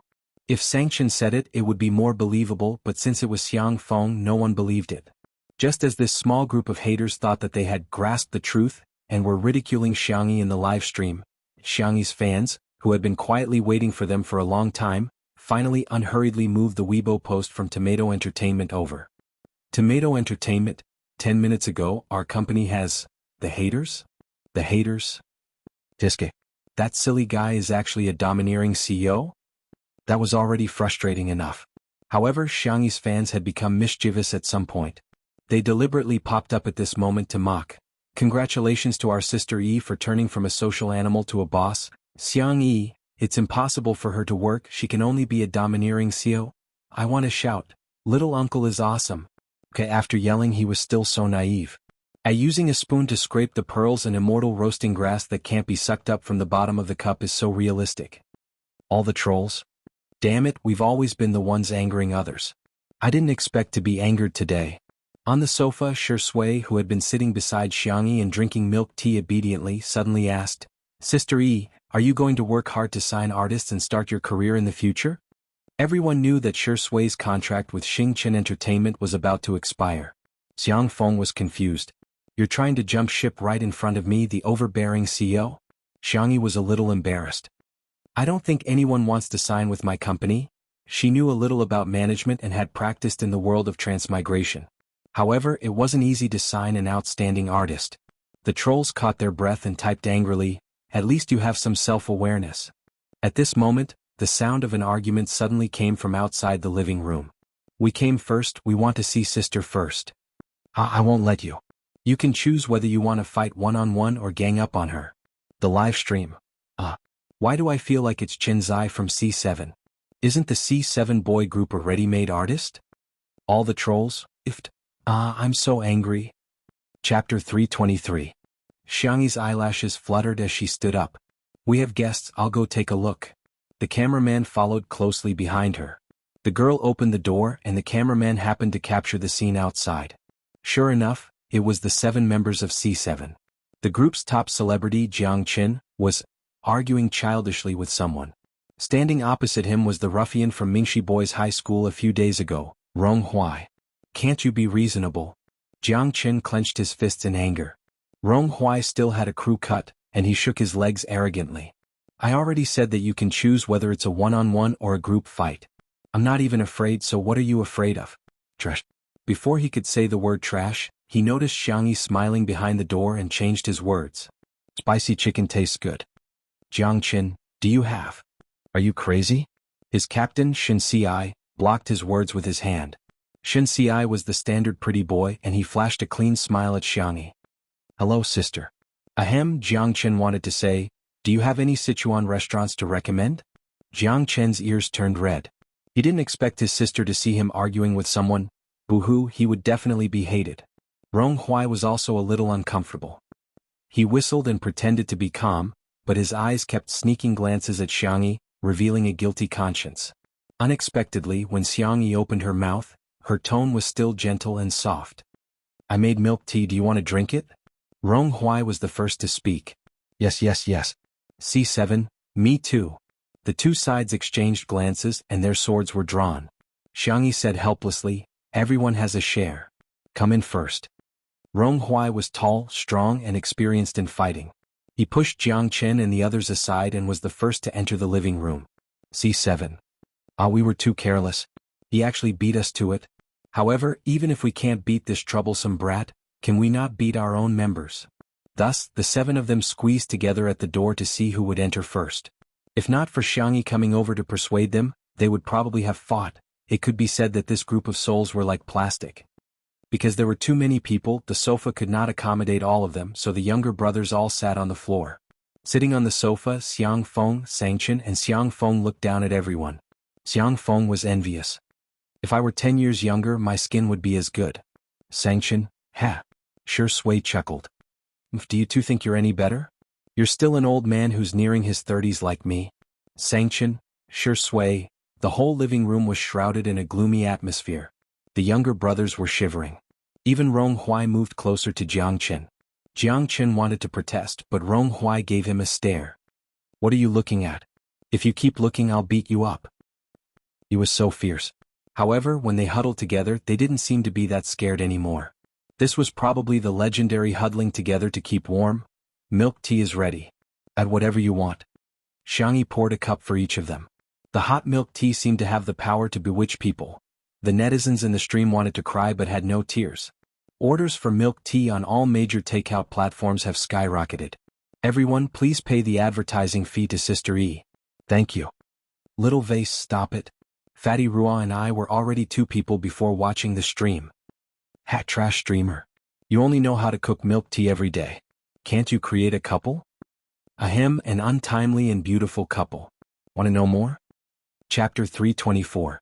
The fans secretly extended their little fingers to test the waters. Ignorant netizens. Huh? Untimely? Let's search to see what's going on then. We accidentally fell into the trap. The main character is the one who started the love line. If you don't, you're not a surfer. In the living room. Rong Huai was like a little tyrant as he went up to grab 2 cups of milk tea. He was the kind of hooligan who wouldn't drink if he didn't. Jiang Chen protested softly, "That's not right." Sister poured a cup for each of us. Then Rong Huai smiled sinisterly and flexed his muscles. "Are you asking for a beating?" Jiang Chen was speechless. Hashtag pretend nothing happened and pretend to be a good boy who didn't like milk tea. The next second, Rong Huai's forehead was knocked. He hissed and raised his head fiercely, like a frivolous and wild wolf puppy. He met Xiangyi's calm and gentle gaze. He rubbed his forehead aggrievedly. "Why did you hit me?" Xiangyi said, "1 cup for each of us. You can give the extra cup to brother Jiang Chen." Rong Huai seemed to have heard a joke. "You want me to call him brother? It had always been others who called him brother, okay?" Xiangyi sat cross-legged on the ground, resting her chin on her hands and looking at him quietly. His eyes met hers. 1 second, 2 seconds. In the 3rd second, Rong Huai couldn't take it anymore and looked away, his ears turning red. *CK. This woman isn't reserved at all. How could she stare at him so intently? Even he was embarrassed by his stare. He reluctantly pushed a cup of milk tea to Jiang Chen. Jiang Chen was speechless. "Sob sob sob, big sister is so nice and gentle." He took a sip. The hot milk tea warmed his stomach and warmed his heart. It was slightly sweet and had a light tea fragrance. It was a perfect match with red beans and oats. However, it must be very high in calories. He definitely couldn't drink too much. He took a sip. Should I have a little more?" By the time Jiang Chen came to his senses, he had already finished the cup of milk tea. The young man hit his head in frustration. Rong Huai sneered. "You've already drunk it, what's there to regret? Didn't you get any joy from my milk tea?" Jiang Chen was in a daze, pondering Rong Huai's words. That's right. Big sister's cooking had this kind of magical power that made people feel warm and happy. Wasn't this the true essence of tasting food? Jiang Chen felt enlightened. "Younger brother, you are really a philosopher. A thinker." His words are too profound and too reasonable. Rong Huai thought, "I'm afraid he's a fool." "Here, add some more taro balls for me," Rong Huai ordered him casually. Jiang Chen followed his order obediently. The two of them had completely forgotten that they were still streaming. Little did they know that their interaction did not escape the sharp eyes of the netizens. "Ah, top traffic ex-arrogant young man, so sweet, so sweet. I'm sorry, although this couple is a cult, I can't help but stand there for a second. Zai Chen's aloofness is just a persona, but his true self is the naive and sweet one. Aha, he's being bullied by Rong Huai's younger brother." After chatting for a while, Xiangyi asked about the purpose of her brother's visit. Rong Huai cleared his throat. Jiang Chen had added a little too many taro balls for him just now, so his throat was sticky. "I plan to take the arts exam and enroll in the film academy. I heard that you started a company. Can I work there?" As if he was afraid that Xiangyi would reject him, his eyes lit up. "Sign me up. I won't let you regret it." Chapter 325. Although the young man spoke a little hurriedly, she could feel his firm conviction in his tone. He really trusted Xiangyi. Even though she knew that it was childish, she still couldn't help but be influenced by his passion. Xiangyi adjusted her sitting posture and sat upright. She did not look down on Rong Huai because of his young age. Instead, she said, "Rong Huai, I'm very happy that you have a new study plan. However, signing a contract with a management company is not a trivial matter. I hope you can seriously consider it for a while." Rong Huai panicked. "Hey, do you despise me?" Xiangyi said gently, "No, I'm just standing from an objective point of view. You're still underage and legally you're—" "Oh." She looked at her brother for help. Sangchen crossed his long legs and said indifferently, "A person without civil capacity usually refers to a minor under the age of 8 or a minor who can recognize his own behavior." Rong Huai gritted his teeth and stared at Xiangyi with his dark eyes. There was a mix of anger and grievance in his eyes. "Sister, I know what I'm doing." He pulled out a crumpled piece of paper from his pocket, which seemed to have been torn from a notebook. He then placed it in front of Xiangyi with a sullen face. She unfolded it and saw that the word contract was written on the top. His signature was written on the bottom right corner. The handwriting was crooked, and it was even uglier than a dog's crawl. In the live stream, F***CK-san got into my eyes. This is too easy to cry. Rong Huai really trusts Sister EQAQ. This is equivalent to entrusting his future to her? I'm about to cry. I laughed out loud again when I saw Rong Huai's handwriting. Ah, it's so ugly. Xiangyi stared at Rong Huai with her clear doe eyes. Rong Huai was extremely nervous. His hands that were hanging by the sides of his trousers were clenched into fists, and his palms were sweating profusely. He was afraid that Xiangyi would criticize him indiscriminately like his parents. He was even more afraid that Xiangyi would reject him. However, Xiangyi said, "Ronghuai, thank you for believing in me." The young man was stunned. "I'll accept this contract, but I think we should both have the opportunity to choose, right? You chose me. Similarly, if you get into the film academy, I will sign you.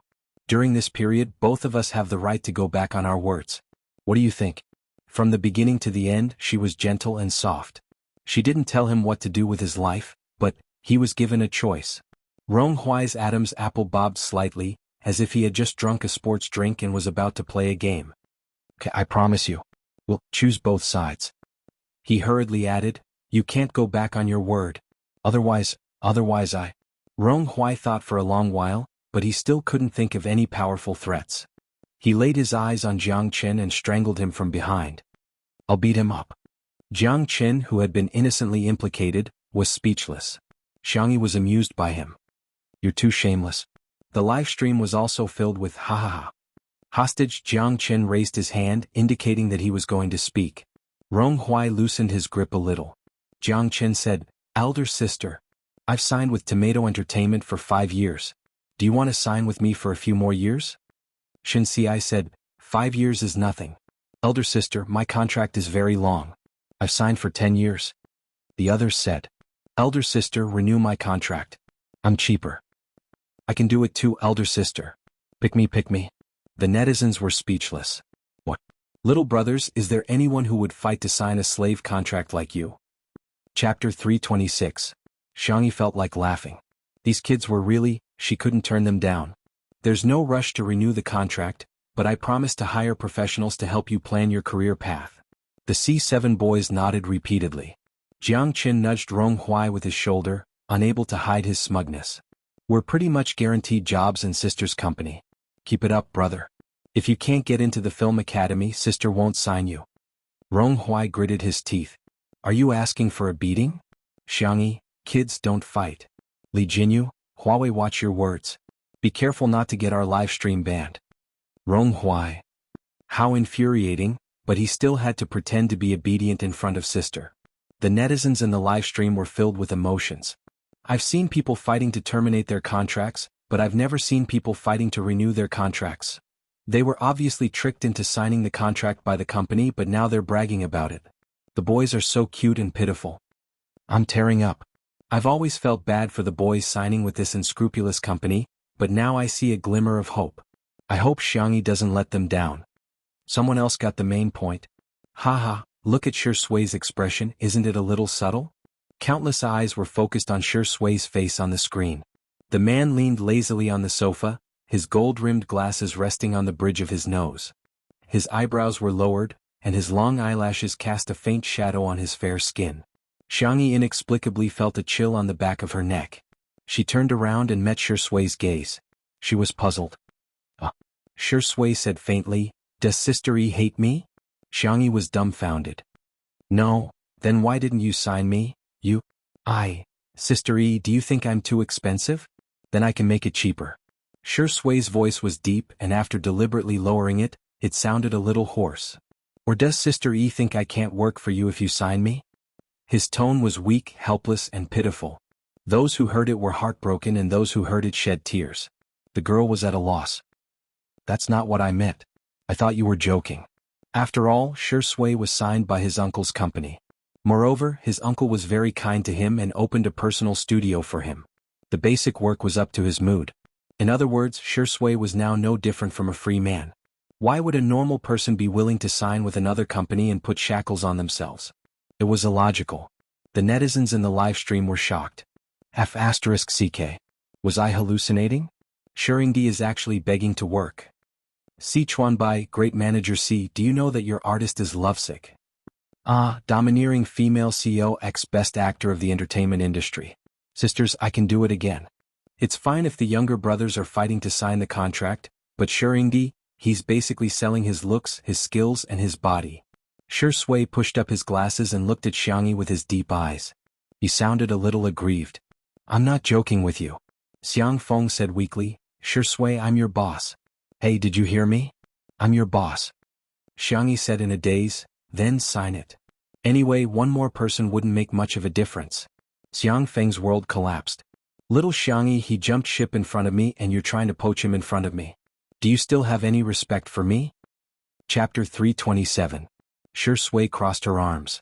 Are you a black-hearted boss? Xiang Feng subconsciously denied, of course not. Then what's the problem with employees moving freely? Shi Sui looked at Sanction and blinked. Or is it that the law forbids employees from jumping ship? Sanction, although he hated this dog of a man, he still owed him a favor just now. Sanction said expressionlessly, there's no such rule in the labor law. Shi Sui shrugged and spread her hands. So what's wrong with me jumping ship to Sister Yi's company?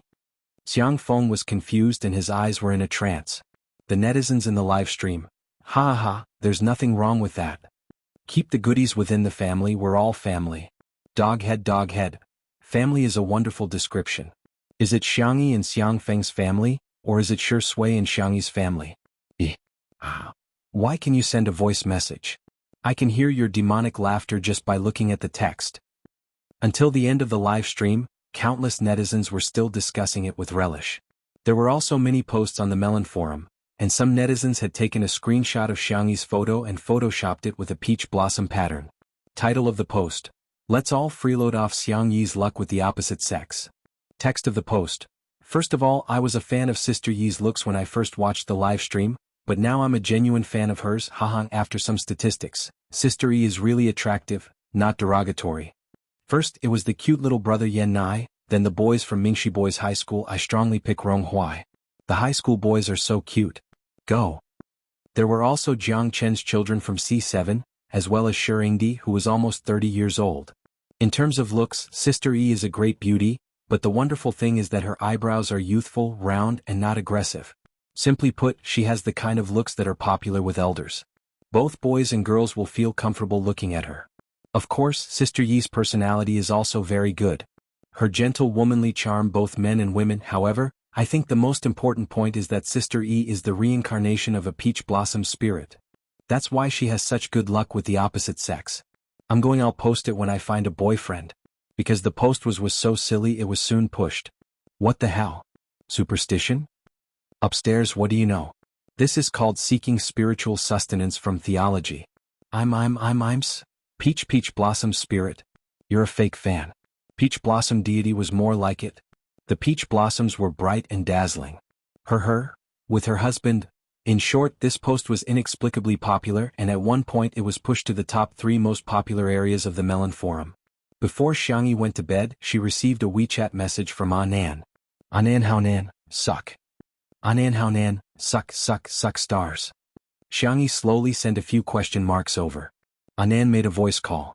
Sister Yi, I heard you're a peach blossom immortal. Let me suck. I also want to have good luck with the opposite sex and be single. Xiangyi was confused.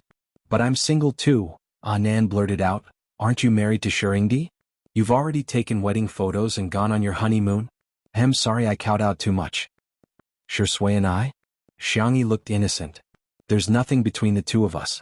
Before she finished speaking, there was a knock on her bedroom door. A gentle but seductive voice slowly sounded. Sister Yi, are you asleep? Chapter 328. On the other end of the screen, Anan. He was suddenly excited. He lowered his voice and covered his mouth as he laughed. Oh, it's really nothing for me to come looking for you in the middle of the night, Xiangyi. It's not what you think. Okay, no need to say anything, I understand. Anan gestured. Darling, don't worry, I'll support you no matter what you do. Do your best and defile Shi Yingdi. Okay. Slap. The call ended. Xiangyi, #what should I do if my manager is too silly? She tidied up her nightgown and draped a small blanket over her shoulders before walking towards the door in her slippers. As soon as she opened the door, she was greeted with a beauty attack. Shi Sui took off his sunglasses, revealing his deep brows and pure black pupils as he looked at her with a faint smile. The pajamas seemed to have been bought too big. The collar was loose, revealing a large area of cold white skin and clear collarbones. Xiangyi almost imperceptibly swallowed her saliva. The girl hadn't realized that her feelings for Shi Sui were different from her feelings for her brother. It's so late, what's the matter? Xiangyi asked. Shi Sui, let's go pick up Xiao Naofu together tomorrow? It must be homesick. Xiangyi, okay, I was planning to go tomorrow anyway. Oh, Suddenly, a bony hand covered the top of her head, the movements gentle and delicate. There's a feather on it.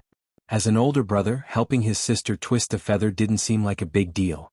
Maybe it's from the pillow. Xiangyi forced herself to remain calm. After waiting for a few seconds, Shui still didn't look like he was done. She couldn't help but ask, "Are you done?" "Yeah."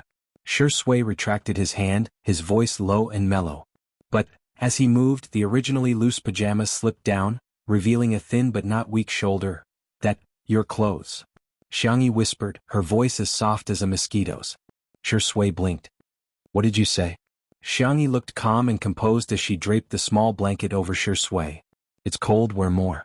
Shui was stunned for 2 seconds before her expression returned to normal. "Thank you." "You're welcome. I'm going back to my room." Xiangyi turned into the room and closed the door. She leaned against the door and patted her chest. His heart was beating abnormally fast. Outside the door, Shui lowered her long eyelashes and stood in place for a while. Then she chuckled softly. Not far from the French window, Sangchen, who was dressed in black silk pajamas, seemed to be one with the darkness. He gripped the cup tightly, as if he was a cedar covered in icicles on a distant mountain. "I think you don't want your leg anymore." He didn't specify which leg he was referring to. Shui slowly walked a few steps in front of him. She wrapped the small blanket tightly around herself as if she was showing off. The fragrance of her hair still lingered on it. "Are you angry again?" "Brother-in-law, Sangchen!" Exclamation point. The man's eyes were cold and his tone was cold. "What did you call me?" Shui looked at him innocently. "Brother-in-law, can you break my leg the day after tomorrow?" "After all, I'm going to pick up the child with Sister Yi tomorrow." Sangchen gritted his teeth. "Child?" Shui chuckled. Yes, Sangchen was so angry that he started to roll up his sleeves. He thought that he could have a showdown with Shui, but he didn't expect Shui to call Xiangyi so openly. "Xiangyi, what's wrong?" Shui complained. "Sister Yi, someone bullied me." "Who? Where?" "Sangchen." He took a deep breath, snatched the phone and said coldly, "Go to sleep." This dog of a man was really despicable and shameless. Chapter 329. The next day. After Xiangyi finished her morning exercise, she made some simple scallion pancakes, steamed buns and pumpkin millet porridge. She left some breakfast for her uncle and brother. After having breakfast with Shui and the others, she set off. Li Jinyu called the cameraman along and started a live stream while walking.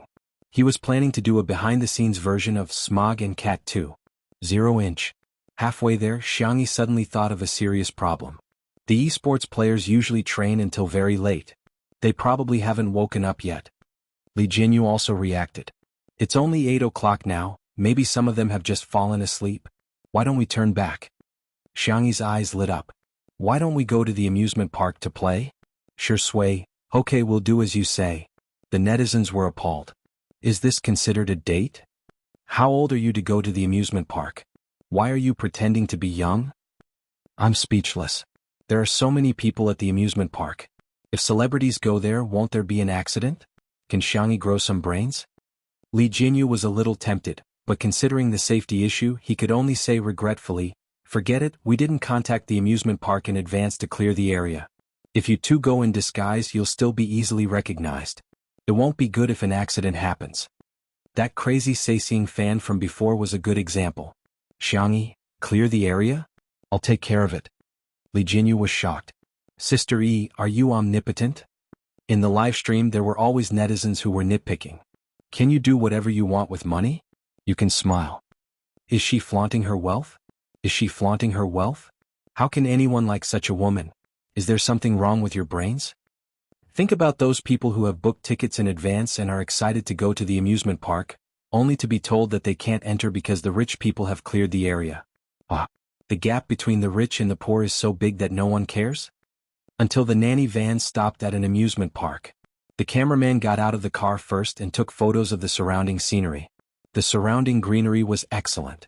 The sky was blue, the clouds were white, and the flowers were in full bloom. Even the road signs were made into cartoon designs.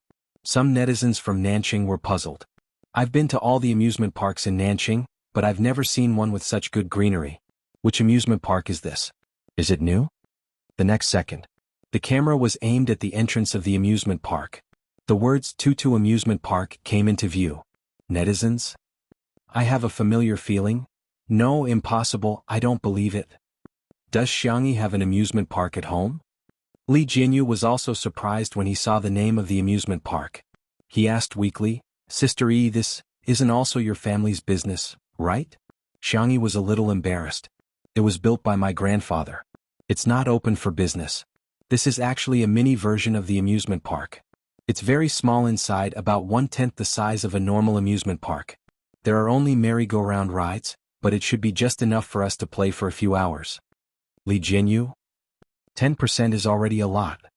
Isn't it better to build a house? He had been a social worker at Muyao TV for several years, but he hadn't even saved up enough money for a down payment on a house. In the live stream, poverty has really limited my imagination. Come out and get beaten up. Your family's little amusement park won't affect others at all. What should I do? I suddenly have an idea. Shui might as well not marry Sister Yi and marry into her family as a gigolo. Chapter 330. Is there such a good thing? Shui, get out of the way. Let me do it. Sister Yi, let's discuss this. Don't be so rigid about gender, okay? Look at you people, do you even have any integrity? All you know is to marry into the family. Mom, I'm your child that you've lost for over 20 years. Haha, you're making me laugh to death. Sister Yi is only 20 years old, how can she give birth to a child in your 20s? The silly netizens were having so much fun with the jokes that they drowned out the haters' comments. The procedure to enter the garden was very simple. They had to scan their faces. There were only a few staff members, but their service was very good. Xiangyi and Shui went in first. Li Jinyu said in all seriousness, isn't this something only children play? Old Zhang, let's shoot properly later and try to make it feel like an idol drama. The netizens commented, Director Li, you must be a fan. How can you conspire loudly? The cameraman Old Zhang nodded. Yes, that's for sure. I'm already in my 40s, why would I play this? A few minutes later, Li Jinyu sat on the merry-go-round and laughed like a fool. Haha, this thing is quite fun. Oh, let's go higher, let's go higher. Little brother, can you double the speed? The staff member had a Mona Lisa smile on his face. Sure. Li Jinyu said, Old Zhang, come on. Hurry up and come with me. A merry-go-round that's twice the speed is one of a lifetime. If you miss it, you'll have to wait until your next life. Old Zhang was tempted. Then I'll play 2 rounds with you. Hence, the manual position became a fixed position. The netizens in the livestream were laughing like crazy. Director Li, Old Zhang, so fragrant. You two wake up. We want to watch Sister Yi and Shui go on a date. Why did the idol drama turn into a country romance? Why am I laughing so hard in front of the screen? Variety shows required a sense of variety. Most people watch the live stream to pass the time and have some fun. Li Jinyu and Old Zhang's casual self-indulgence, which made them even more hilarious. This scene would also become one of the textbook scenes of variety shows in the future. On the other side, the theme of the entire amusement park was rabbits. There were cute big rabbits, small rabbits, white rabbits, and gray rabbits everywhere. Most of the amusement facilities were also related to rabbits. Xiangyi was playing a game of Hit the Rabbit. She had liked to play this game since she was young. The feeling of smashing rabbits with a carrot hammer was especially stress-relieving. Shui, on the other hand, was interested in the cotton candy being sold at the side. He stared straight at it, and the young lady in charge of selling the cotton candy blushed under his stare. Well, do you want some? I'll give you one. Shui thanked her with a smile and waved at her. However, after Xiangyi finished playing with the rabbit, she felt her sleeve being gently tugged. She looked up and saw Shui's wet eyes. She looked pitiful. Xiangyi's tone was like coaxing a cub. What do you want? I'll buy them all for you. I have money. Putting everything else aside, if the annual income of Tutu's farm was made public, it would be enough to make people gasp in amazement. Not to mention, Xiangyi also had the supplementary cards of the entire Xiang family. Her grandfather had given her a building, her grandmother had given her a floor of a shop, her aunt had given her a small gemstone mine overseas, and so on. Although it would be a little difficult to cash them all out, it was more than enough to raise Shui. Shui pointed at the cotton candy not far away. Sister Yi, I want some. Xiangyi, okay, I'll buy it. The young lady was stunned on the spot. Didn't she say that she didn't want to eat it just now? Chapter 331. Hello, I'd like a cotton candy. Xiang Yi's soft voice pulled her back to reality. As a staff member of Tutu Amusement Park, the young lady was well aware of who the amusement park was built for. Old Mr. and Mrs. Xiang doted on their granddaughter so much that the amusement park was named after Xiangyi's alternate account.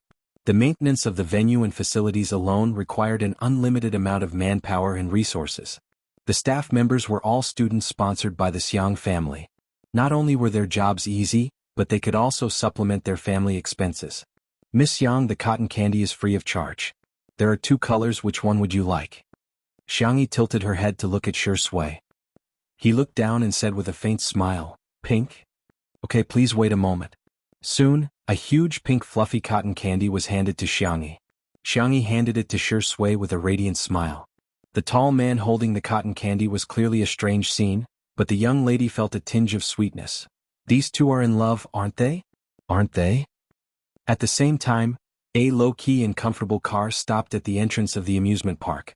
Xiangyin got out of the car first. He was dressed fashionably in a floral shirt with oil paintings and beige trousers. Although his hair was white, he was hale and hearty. Xiangyin opened the car door for his beloved wife out of habit. Madame Xiang was wearing a floral dress with an apricot-colored shawl. The color of her bag was also similar to Xiangyin's tie. Old man, help me take a photo later. I want to post it on my WeChat moments and piss off Mrs. Zhou next door. As the group leader of the elderly plaza dance group, Mrs. Zhou was also the first to master the usage of WeChat, much to the envy of countless group members.